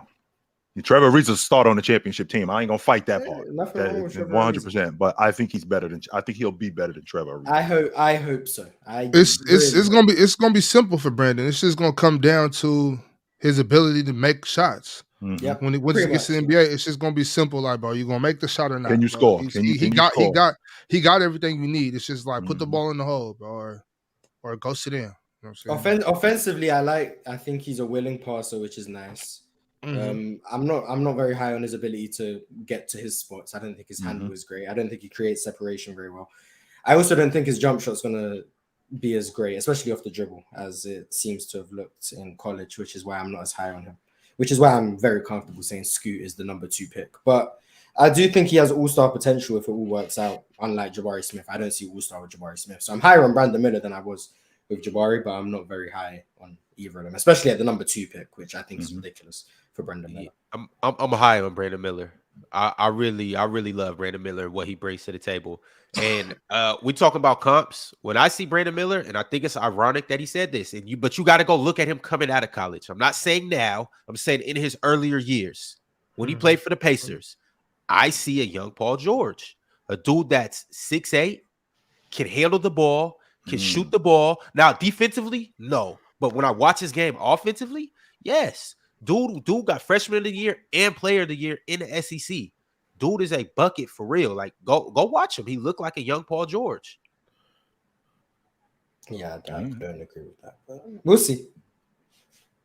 Somebody just said in the chat, and I gotta ask, I want to know, is it possible that Brandon Miller or Scoot is actually the best player in this draft? Is it possible that it's definitely not Vic? Very possible. I mean, I don't wish injuries on anyone, but the likelihood that Victor Wembanyama stays healthy is very low. I'm not even talking about just health, though, Mars. I'm not even talking about just health. I'm just talking about just basketball. If he stays healthy, I don't think so. I can't wait to see. If he stays healthy, I have a very hard time believing he's not the best. I just think he's the future of the NBA, big I mean, y'all don't call me a hater, y'all, but I'm just not so. No, I know. He has understand. Question marks like any prospect. Yeah, it's not like he's just a perfect guy. Like there's no question marks. Like he for sure has question marks, but health is probably the biggest one. Yeah, for sure. P said, anybody on the panel streaming the draft? Fluent and Chill's going to be on during the draft. There you have it. Y'all make sure to tap in. I'll be there. Yes, sir. Jay Renrick said, I think the Lakers are trading the pick with the Nets and getting Dorian Finney-Smith or Royce O'Neal plus a later first-round pick. Which goes back to the original logic we talked about, Mars. Like, I got a guy, and I like him at 22 as opposed to liking him at 17. And I think he's going to be around when I pick at 23. Yeah, I think the Nets have 2 picks in the early 20s. I think, like 22 and 23 or something. So they might probably just be trading back a few spots.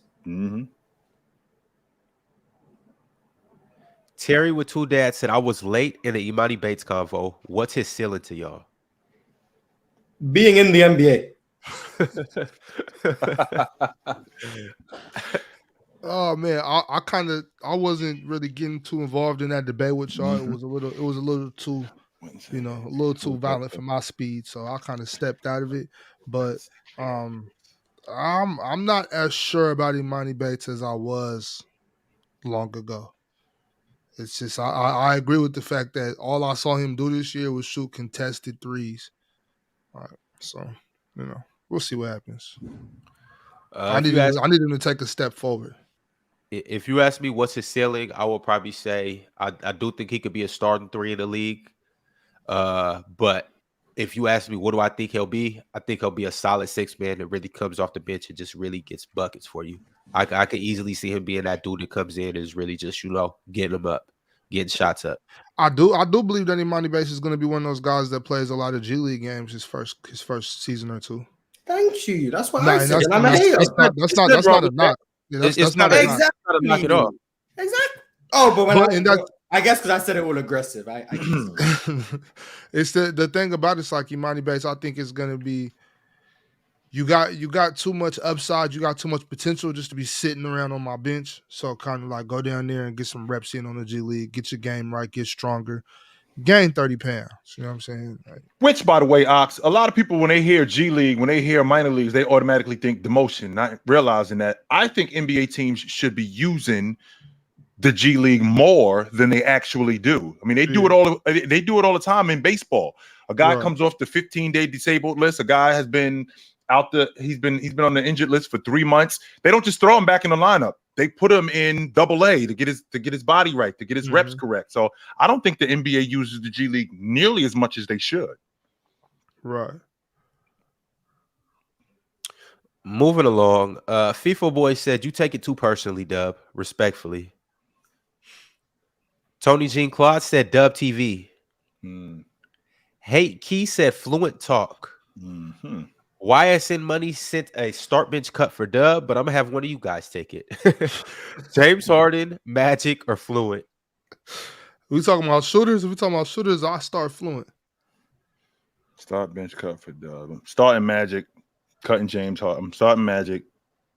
I'm benching Fluent. I'm cutting James Harden because Tone is my man. That's why. But know your man to be over Magic Johnson though. Not that high. No, not that high. No. Definitely James Harden. If I had to pick between the two. Okay, James Harden, you out. Alan R said, nah, no suits. Just don't wear anything for real, for real. All right, Alan, let's see what you're into. PC early pants. It ain't that type of party, fam. We don't do that around here. It's definitely we don't do that around here. No. We don't do that around here. NBA Lonnie said, let's talk about Case and Wallace. We did talk about him. That's Mars loves him. What do you guys think his comp is? He just said, like, I think one of the guys said Drew Holiday. So yeah. I mean, I don't really know much about him. I'll be lying if I said I did. I don't know much about him, so I'm gonna have to defer to the rest of the panel for this one. He reminds me of Davion Mitchell. He reminds me of Davion Mitchell, but more offensively sound. He's also younger than Davion Mitchell. I mean, there's another bonus. But that's what he reminds me of, that type of player. Who I hate in Sacramento, by the way, because he should be starting somewhere. You already know how I feel about this Ox. I hate Davion Mitchell in Sacramento. He should be starting somewhere. That's fair. I agree. Kaba 47 for who? You could easily get a 1 for Davion Mitchell. 100%. You could get a 1 for him. We're trying to put a little package together to get Pascal Siakam. Kaba 47 said, Ron, you should watch the first round breakdown. What first round? Yeah, you got to let us know which one, Kaba. Jamal said Marquise Noel and Keontae Johnson are dogs. I don't know too much about either of them, to be honest. I've watched Keontae Johnson play since he was in high school. He got game for real. He didn't perform as well at Baylor as his stock dropped a little bit. He was a top 10 pick coming into college, but he still had a good year at Baylor though. Keontae Johnson got game. Keontae George or wait, what? Johnson, I'm talking about Keontae George. My bad. I'm talking about. Yeah, I know Keontae George. I thought we was going to talk about him. I don't know who Keontae. We definitely should have talked about him some more. Yo, Jamal, I'm not too. I don't know too much about Marquise Noel or Keontae Johnson. I know that they're dogs. Yeah, I've been told by. Sounds like it. That guy sent a super chat. Thank you very much, by the way. Let's Debate Basketball said y'all should check out Maxwell Lewis. This was a guy who I didn't want to talk about earlier. We never got around to it. But Maxwell Lewis, he reminds me of the dude from UConn. But I don't want to say better, but they have similar games. He really can fill it up though. He's a dude who, if I get him in the late first round, I'm gonna be happy for him. Maxwell Lewis, he went to Pepperdine, so obviously went to a smaller school, but he tall, he gets to it for real. Really gets to it. Almighty Lambo said, "Am I the only one who likes Asor more than Amin?" I think he has a higher floor. I think Asar is more likely to not be terrible than Amin is. But I think Amin has a higher ceiling because of the playmaking. I think he's slightly more athletic, those things. But Asar has a better jump shot. He's a better defender as of now. Can still pass a little bit, still has an okay handle, and he's still a great athlete himself. So I think it's more likely that Asar isn't terrible, but I think Amin has a higher potential. Almighty Lambo with another super chat. He said, "Dang, let Ron get his point off about Leonard." Facts. I was just trying to hear about Leonard Miller, man. Facts. True. Let's Debate Basketball said, "Ron, check out Amari Moore. You'll like his game." That's the guy that Fluent recommended, right? Yeah. And last but certainly not least, Terry with two dads said, "Who are the top 3 shooters in the draft?" Who y'all like? Jordan Hawkins. Yes. Grady Dick. Imani Bates. I know what y'all saying, but I think Grady's the best shooter.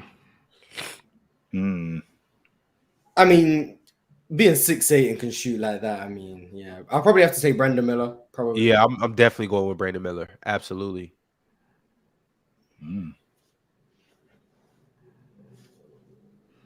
Mars, you got any other good shooters though in the draft? I got like not like catch and shoot, but like there's a bunch of like shot creators who I like. I think Keontae George is someone who can really shoot. I think Bryce Sensabaugh can really shoot. Julian Strawther from Gonzaga. Do we have to say Wemby can shoot? Like, yes, we have to say Wemby can shoot. Yes. Yeah, where Wemby can shoot. Taylor Hendricks can shoot. Chris Murray. Chris Murray can shoot. Chris Murray's a gap for real. He just like his brother. I don't know if he's as good as his brother, but when it comes to shooting, y'all gonna end up bagging him too, Big Ox. So him and his brother gonna be on the same crew. We talked about. I've heard them talk about it. Yeah, if he slips to 24, it looks like he's the King's guy. That'd be nice. Mm-hmm. That's what's up. So it's crazy not having a lottery pick. You know what I'm saying? Like, how you feel about that, Big Ox? Like you ain't in the lottery no more. This is an awkward feeling right now. This is what happens when you're getting better and you starting to build a contender. Like y'all ain't mid. I don't think y'all mid. I think y'all better than that. So, but sure. All right, yeah. All right, fellas, chill with chill coming on in a little bit. Y'all be sure to tap in. We'll be here at the same time tomorrow. Y'all know where to find us. On the way out, click that promo code of the panel on the Underdog Fantasy app and go sign up. Take it light, but take it. Protect your neck, Ron. Don't drink and